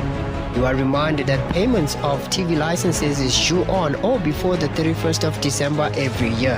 180 Malangeni per year for individual or business viewership, 300 Malangeni for television trading license, and 50 Malangeni for other devices. You can pay for your TV license through MTN Mobile Money, Eswatini Mobile Imali, NetBank, and Eswatini Telecom.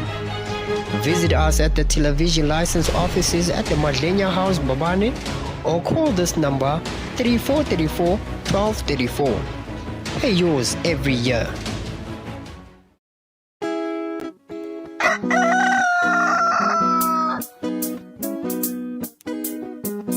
Malanga lamahle selo sikulo luhlelo Kusile breakfast show nga omsombuluko sanimukela nani Maswatli nsanze kujoina khona eluhlelweni lesikhathi samanje ke sibuka donate indzaba temkhuhlane iCovid-19 sibuka kakhulu ilanga la itolo ukuthi engabe vele lapha eveni indzaba temkhuhlane iCovid-19 sifike elangeni la itolo bamvu bese banganani ngoba elangeni la itolo nene sibonile ukuthi indvuna yetempilo lizinkosi nayitfula umbiko wayo ishido ukuthi ema results atfolakele umkhuhlane iCovid-19 ang 314 labatfolakala ukuthi banawo lo mkhuhlane babang 36 bese kuletha ke linani lebamvu lasebatfolakala nemkhuhlane iCovid-19 kude kube lilanga la itolo bang 4225. Kanti ke samukuyabonakala ukuthi vele inombolo iyaqhubeka iyakhula la siyabona nase sibuka ngeminyaka ukuthi labana 0 to 9 inombolo disasho 010 to 19 years nakhona kusede labatholakele itolo kanti ke ku 20 to 29 samu siyabona ukuthi bang 12 ku 30 to 39 bang 15 lokusho ukuthi samu yabona le age group ya 30 to 39 solo 29 solo nglauma age groups vele latholakala ukuthi lo mkhuhlane ukhula kakhulu kubo ngilama age groups laphuma ko ahambe ayele ngaphandle sam kanti ke nasibuka 40 to 49 bang 7 labatholakala banalo mkhuhlane bese kuthi ke ku 50 to 59 babe babili bese ke 50 to 60 to 69 kubebete 70 to 79 kubebete kwathi 80 labangetulu kwa 80 years kwababete lokwenda kuthi ke le total is 36 kuyabonakala sam ukuthi le group lephuma ko ihambe iye ngaphandle iyawuthola vele lo mkhuhlane which is worrying kusho ukuthi funeka ukuthi vele sitinake kakhulu njengoba betempilo bashido aneli ukuthi na age group lekufuna ukuthi sinake sisesukela lapha ku 50 59 then size siyofika kulo 80 plus ile group la sikhona lizinga labo lokuthwala lo mkhuhlane liphansi kakhulu but lizinga lekushiya kwabo emhlabeni ngilo lelihamba embili kakhulu yebo thina nani ba 30 to 39 sithola kakhulu umkhuhlane but siyakhona lokululama but laba kusukela kulo 50 neli uyofika ku 80 plus lizinga labo lokuthola lincane but lizinga labo lethi bashiya emhlabeni ngilo lesingase lisedulu kakhulu njengoba basho sami ukuthi ngithi leli sivamisa kuphuma bathi sigcine lapha insamba masigcinela ekhaya siyahamba siphume mhlambe sithole iCovid bese sesigcinela ekhaya lapho khona sekunalaba batali bethu la sibakhanza abahleti lekhaya lokumcoka kakhulu sami ukuthi nasifika lekhaya vela sigeze etandla sibeke kahle nale mask stilanzele tonke leti imfundiso tebetempilo vele kude singatheleli abantu labatsala kunjalo nele moving on bamphule sebanawo lo mkhuhlane labanawo lo mkhuhlane lapha lapha even laseSwatini at this moment bang 1236 labo ngilasebelashela wona lo mkhuhlane kanti sebalulamile bang 2898 akajabulisa nende kubona inombolo tebamvula balulamako kumkhuhlane iCovid-19 lapha even tibadinyenti kakhulu lesibashile emhlabeni ngamkhuhlane iCovid-19 fika ilanga la itolo bang 85 kanti sebabhalisele kuyonakekelwa bang 36 siyabuya ku total yefu ya 4225. Kuyajabulisa sami lokubuka ukuthi bantu baya recover kulomkhuhlane kanti ke nasibuka ke ngeminyaka labana 0 to 9 years bafana ba 122 ema females ang 120 lokusho kubeka inombolo ibe ku 242. 10 to 19 years bafana bang 164 emamfumbatana ng 206 lokubeka inombolo ukuthi ibe 370 kanike samu siyabona nang 20 to 29 years uyambona ukuthi total ithi 869 yabona ukuthi inombolo diyakhula kakhulu samu bese kuba naye ke 30 to 39 years naye uku 1192 uyayibona vele le age group ukuthi leligciwane litholakala kakhulu kuyo kunjalo neli now moving on to 40 to 49 alese batholakala nawo umkhuhlane iCovid-19 fikela ngelayitolo bang 773 sibuye ku 60 to 69 bona bang 196 70 to 79 86 then 80 plus bang 30 uyalibona leli zingane ukuthi bayehla njengoba siyabona ukuthi labo 70 to 79 sukela la kulo 50 ngibona lesingathi thine leli zingane ukuthi balithole vele liphasi kakhulu sukela ze kufike nyalo babo 70 babo 39 liphasi kakhulu inombolo lethu but nase sibuya elizingeni le ukuthi bashiya kanganani emhlabeni ngimbolo khanza ukuthi bese bahamba embili kunale age group lo 20 to 29 30 to 39 le age group lesingathi thine balida 801 point that's a lot ne.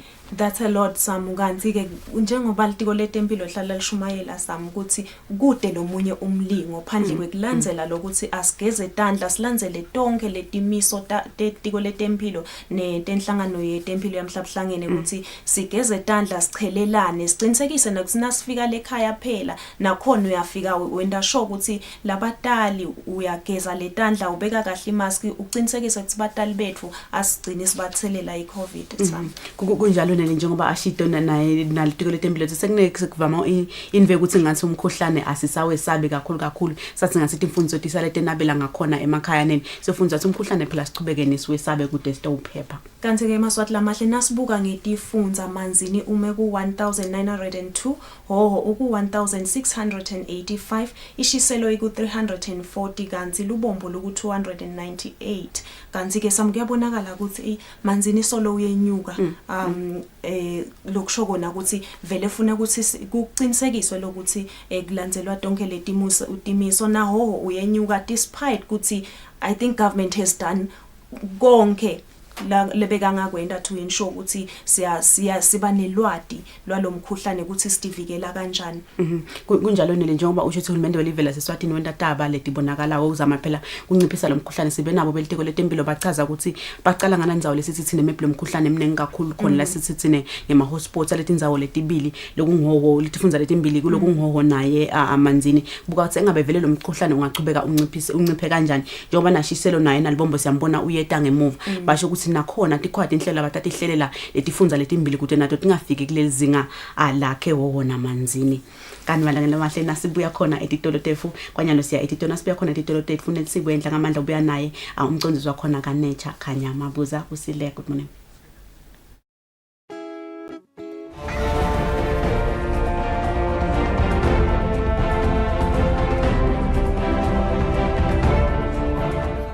Food for Life,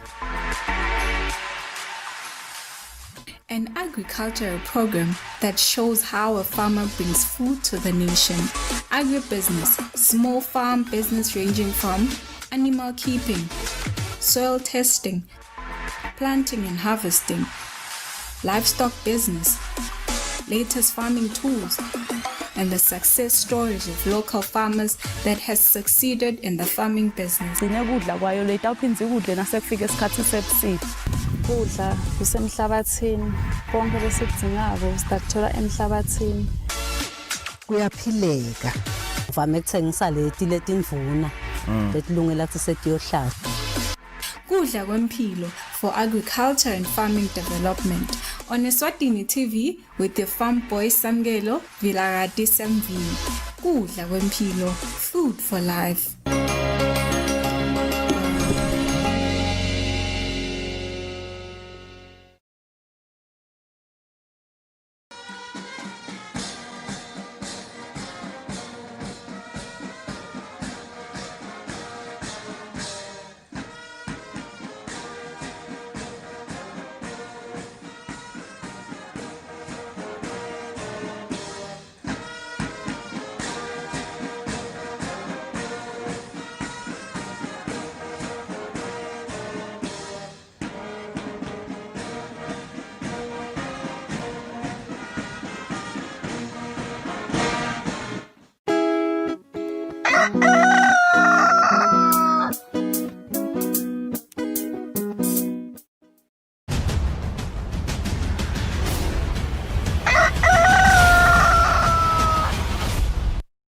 Siphinza sinemukele emaswati lamahle kulolu hlelo ikusile breakfast show kanti sesivele sinaye babe Khanya Mabuza wakhona kaNature lota wasitshela kabanti njengemsebenzi losukunyiswe ngoyomhlonishwa Ndvunankhulu lapho khona kubukwa ukuthi bantu labaphila neligciwane iHIV bangakhona njani ukuthi batikhicitele ukudla lokwanele sikwemukele Mabuza ihlelweni.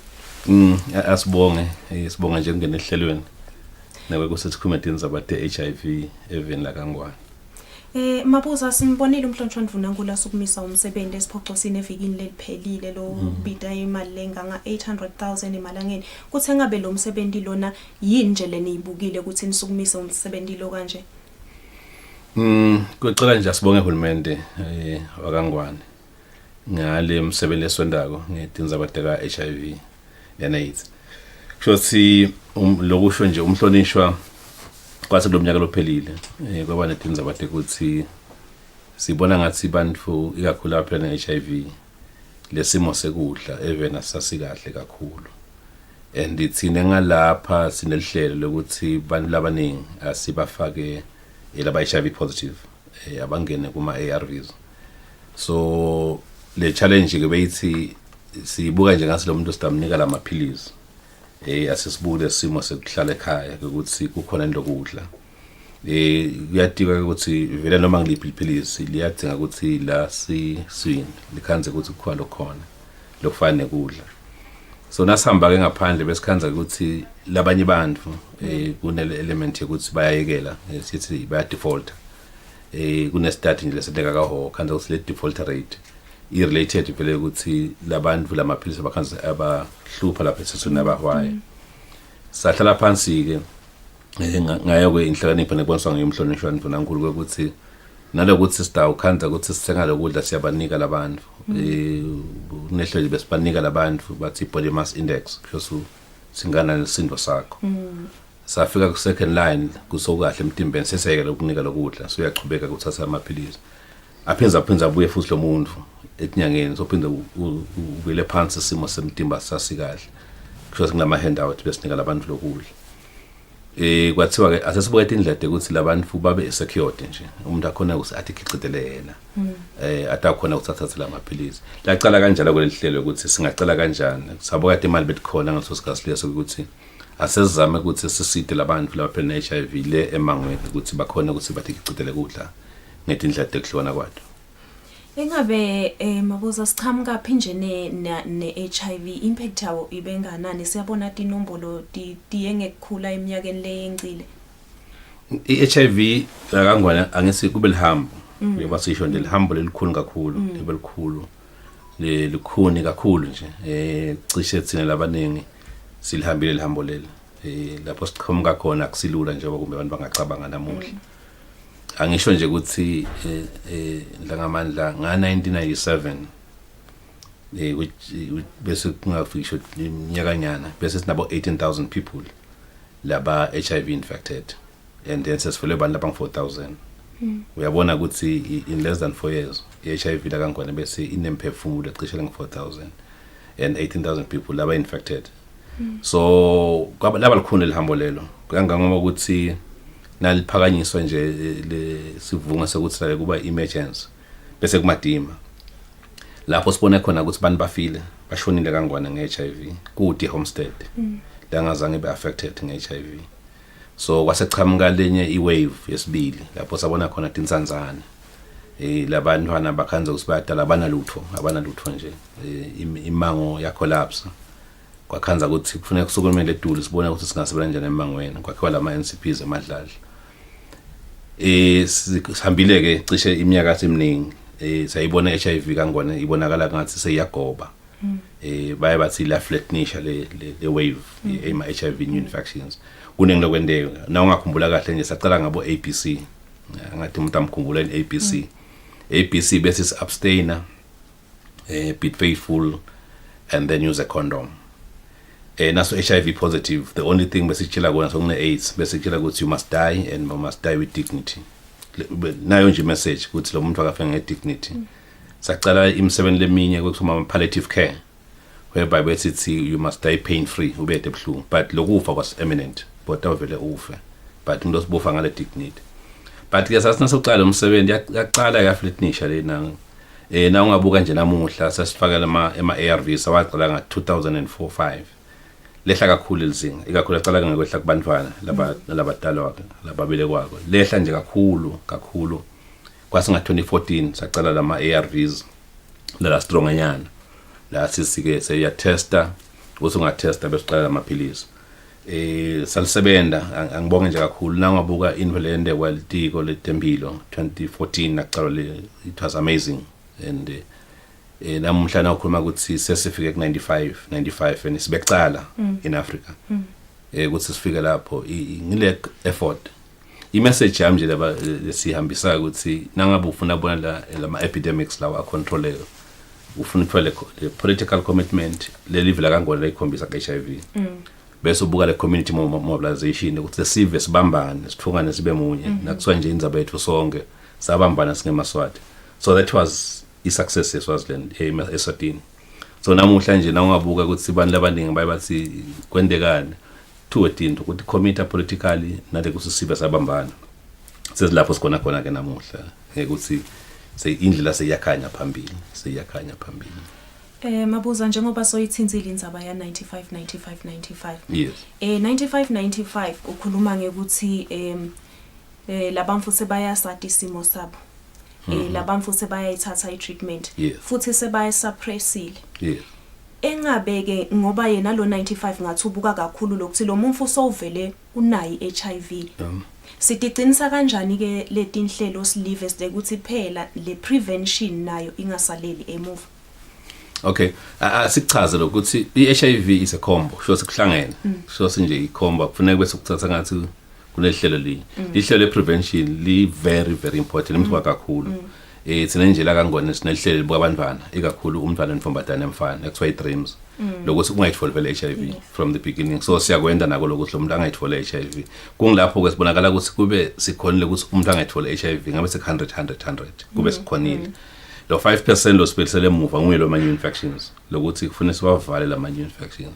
kodwa ke ngenzaba esikhathi angisho lokuthi kulo 95 nayo le prevention ila ikhona lokuvikela kukhona la ngoba nje njoba sisho nje ukuthi i-treatment becomes also prevention so sinangabe uyelapha lokulapha kuphinze kuvikele ngesizathu lesi simple lo 95 yokugcina usho ukuthi mina nabe ngi-HIV positive ngidlala amaphilisi leli gciwane lamtimbeni wami sengigcenzetele suppressed selisuppressed ngisasho ukuthi alisakhona ukuhamba liye kulomunye umuntu shothi I'm no longer infectious angisamthelele omunye umuntu le ukuthi angisasi infectious kushona ukuthi ke sengipreventile ngiyampreventa lokuthi lo muntu angalitholi HIV so i-treatment nayo iyayifaka i-prevention nayo i-prevention in terms of using of condoms for instance nalamanye lobo abstain ne-faithfulness they still remain important for us as a country ngiyeke sisike siwe vele le prevention ngiyile ngathi ifuna kusigancane isibisele emuva and siyibukile nje COVID sibe kakhulu konzabe COVID ukuthi i-COVID na ungasi careful inayo insight ukuthi ingakubangela ama infections okay ngumaphi nje ma strategies lengathi asita kakhulu ekuvikeleni kwanza kwa i-HIV sike sabona nje ngengakabaka lamvelase lapho khona ngibone khona ukuthi ihulumende soyashaya nyalo athi awuketi itolo lanze amaphilisi akho athi lo munye hayi mina yangigulisa lamaphilisi lawo bathe enabuya sikhulumisane ukuthi nangabe lawa yakugulisa singakuniketa maphi nje ama strategies la nisitile ukuthi nikhone lokulwa nayo iHIV. Isi strategy number 1 ubo si le noma ngiyi epidemic lofuna be careful ngayo ukuthi ufuna ubuke kakhulu labantu laba affected and infected by the disease. Because ngile cohort labasho njalo ufuna ubuke ukuthi ungayisita ngani. Strategy sethu lesibe mkhulu kakhulu ukuthi ngilokucala nje sikhuluma ngakho nasingena ehlelweni ukuthi asesibuke inzaba yokusita abantu lapha ne-HIV. That's very important because nangibeke sinje kangwane sinabantu almost 200,000 people out of the population laba phela ne-HIV. So wasita ke thina ukuthi sisebenze strategy lezi. Sesibili inzaba ukuthi umuntu lo HIV positive akadahle simo sakhe. Sibe nenkinga lenkulu la ngestigma and angisho ukuthi lesinye sakhona saqhamuka kithi thina ama professionals, health professionals and other professionals. Ukuthi HIV ngiyajabula nje COVID bantu bakhoma open ukuthi ngine COVID ngiphila nayo and so forth. I-HIV behamba ngaphansi kwecarpet. Bantu babe HIV positive bangadadi. So strategy ukuthi sizame ukuthi sikhiphe le stigma. Ukuthi nangabe HIV positive talk about it ukuthi ngi-HIV positive. So that umuntu awubona ukuthi ku possible noma ngibana ngayithola HIV kwasita ke nakalapho. Kwegcina ngile treatment. Kude angibona ukuthi research le khona noma ngisiphi isifo emhlabeni lesifana ne-HIV. This disease has been heavily researched. Now ngabuka kahle nyalo siyakhona kubuka ukuthi le HIV ngene ukuthi uyithola nini. Le recency test. Kwekuthi nje ngende ukuthi uyithola maybe a couple of months ago. Lokho kusitile ke lo ngoba siyabona ukuthi siyadahle indzawo nyalo. Kwekuthi kumbe nawo angibeke senzayo yakithi kumbe emangayani ayabonakala ama infections amaningi kakhulu emangayani. Sisiyagijima semangayani kuthi kunenkinga la emangayani. La recency studies ethu asikhombisa ukuthi sibona ukuthi ngikuphi ama hotspots. Number 2 ngilekuthi kunebudlelwane nomuntu HIV positive. So njengoba usho nje budlelwane ukuthi ukuphi aketingani ubanjwe yini singamsita ngani. So lokho na go strategy because says more individual ungaba treat labantu as ungamtreat umuntu as a blanket issue. Kusitile ke lokho because now ngabuka i-treatment program yet is one of the best actually kule region lapho sibe strong khona. Sike sabona ke kunelihlelo lweni lenithi ma direct service delivery models lapho khona nisita nebamfana labancane ngithi nje edibhedlela ukhanze ukuthi after maybe once a month bayahamba bafike bakhulumisane babafundzise ngabo bo HIV ngabe kunisite kanganani lawo ma teen clubs.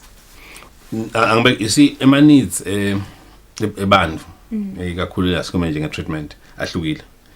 Kunebantwana labadelwe ne-HIV and today balabo adolescents and some of them sabadlule ngale adolescents group. Labanye badiscover nyalo ukuthi yathi bekuthiwa ngidle amaphilisi onke lamalanga nginesifo lesithile ngane ngine-HIV. So kunele element ye-anger. Lo mnyathi asengiyawayekela amaphilisi. Anger even kubatali bakhe ukuthi make kani bangifaka leli sifo. So leti dingo tihlukile. So lama teen which is the direct support services abuka lama needs alabantu. Labanye bana batsanda lokuhamba na distance. So you need to be close within the proximity yabo ukuthi bathole lapho bakhona khona futhi. Asitile ke lawo ngoba siyayibona le second wave. Ukuthi le second wave beyisho ukuthi kunebantu laba ne-HIV nyalo anabantu sibayithola njani. So nangaba ayikhulumi kahle second wave. Ingakunekela futhi lenye i-HIV kanti sebayi spread and so forth. Kusithe nje kakhulu ngema communities nakhona and nalama families nalama parents lasitako itinzabe ndifana le.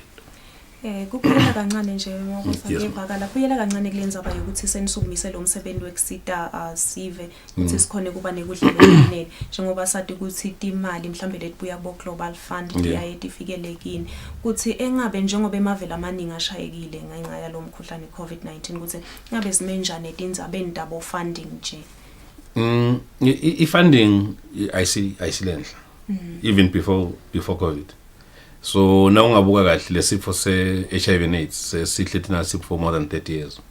Kukhona laba singesilumbi donor fatigue because ayifuneka lama results sibambela patimali tebantu nangabe khona usangahambi kahle uva bathi but nendani 11 nifaka mali 11 lena. So vele le issue ma donors bese isihlupha ukuthi sita itsini.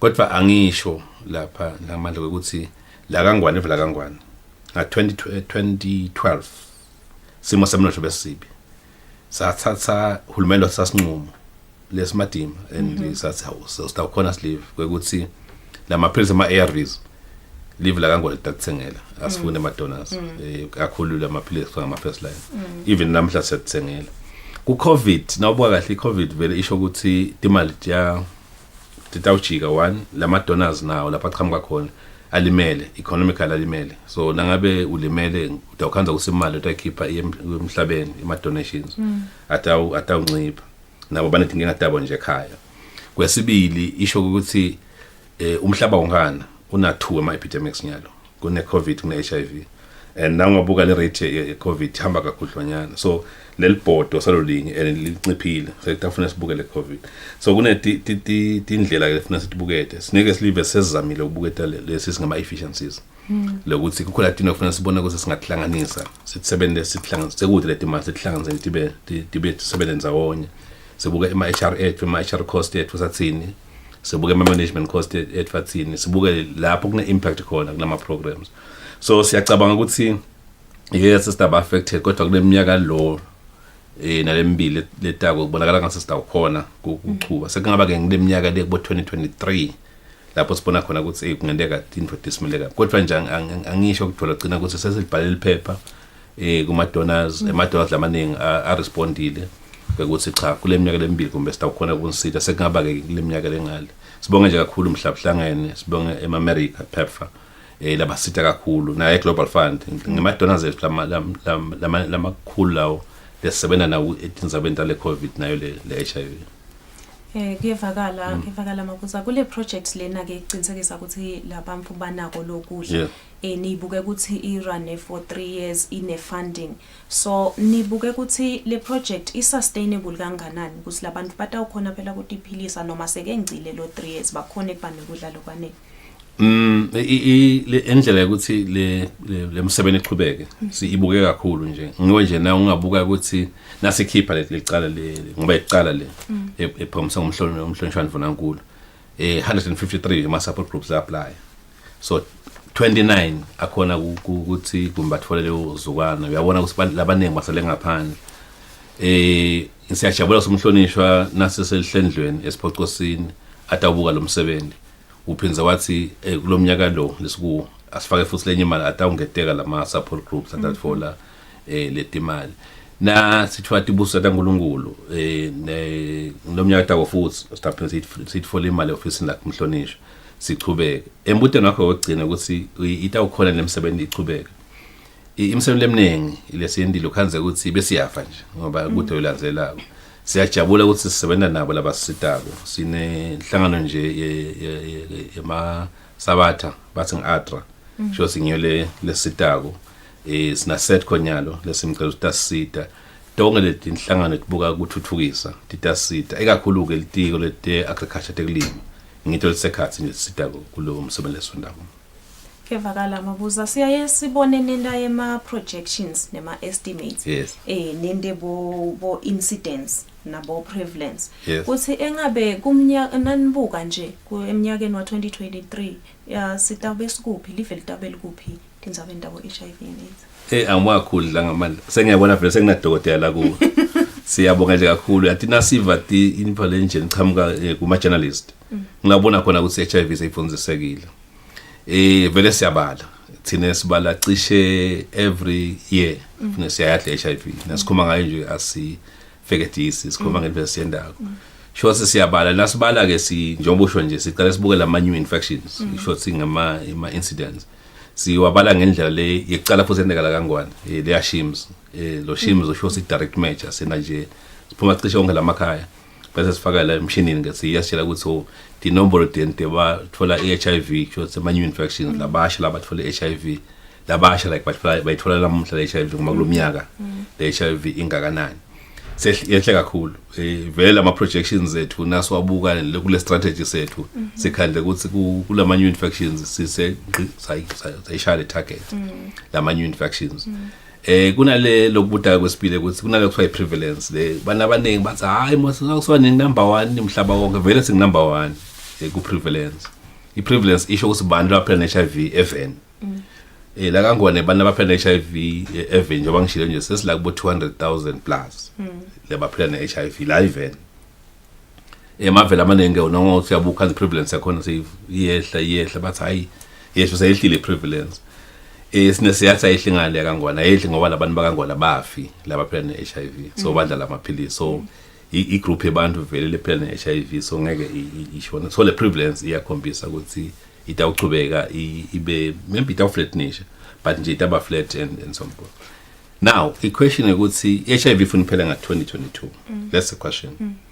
Lethi nombolo na utibuka kahle hle uhlala phansi uthi uyacwaninga tisho ukuthi kufanele ufake lenye ligiya kancane sithi nangabe buhamba nga2 awufake 3 tawugijigijima le moto atihlangani ngoba thina sibuka ukuthi labantu abafanga nge-HIV lethi nombolo takhona kufanele tehle kakhulu nebantu abatfolela new infections kufanele tehle kakhulu lethi nombolo kufanele hlangane timithane lama 2 arrows ahlangane at some point nakahlangana kasho ukuthi soyingqobile HIV kunemkhathi lomncane ngiko kumhlonishwa sathi ke asambe se 100 lo 100 usho ukuthi sesengcoba nga-2022.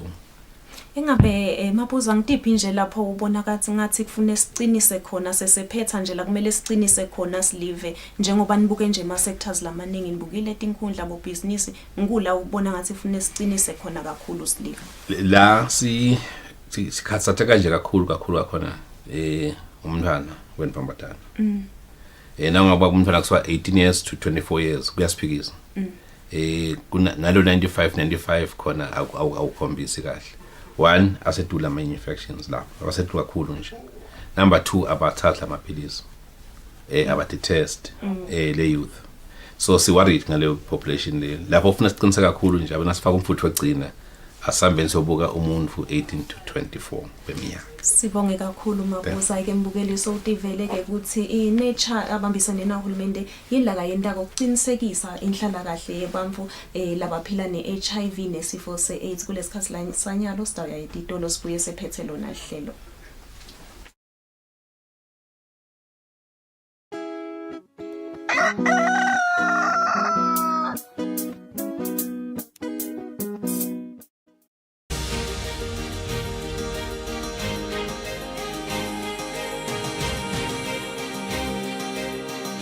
The change in technology, out-of-home digital media is designed to grab the attention of people who are always on the go.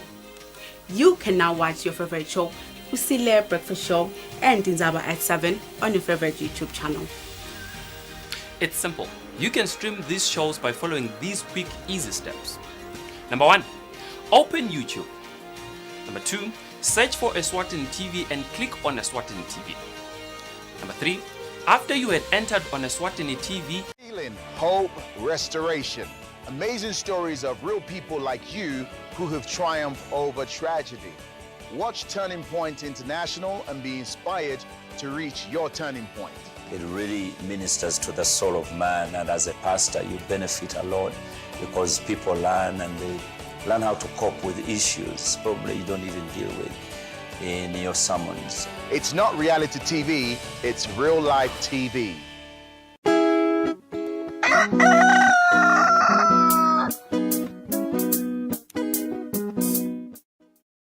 Malanga namahle insimbi yesiphohlongo sayivele ishayile besilethelona luhlelo Kusile Breakfast Show ngawo umsombuluko sasihamba sinifowode kakhulu ukuhlalisana nathi eluhleleni sinifisela kubuyela kuhle inhlelo dlanzela kodwa umsakazo weSwatini TV nisale kahle. Asiphinde sihlangane emaswati lamahle kusasa ngensimbi yesithupha nisale kahle.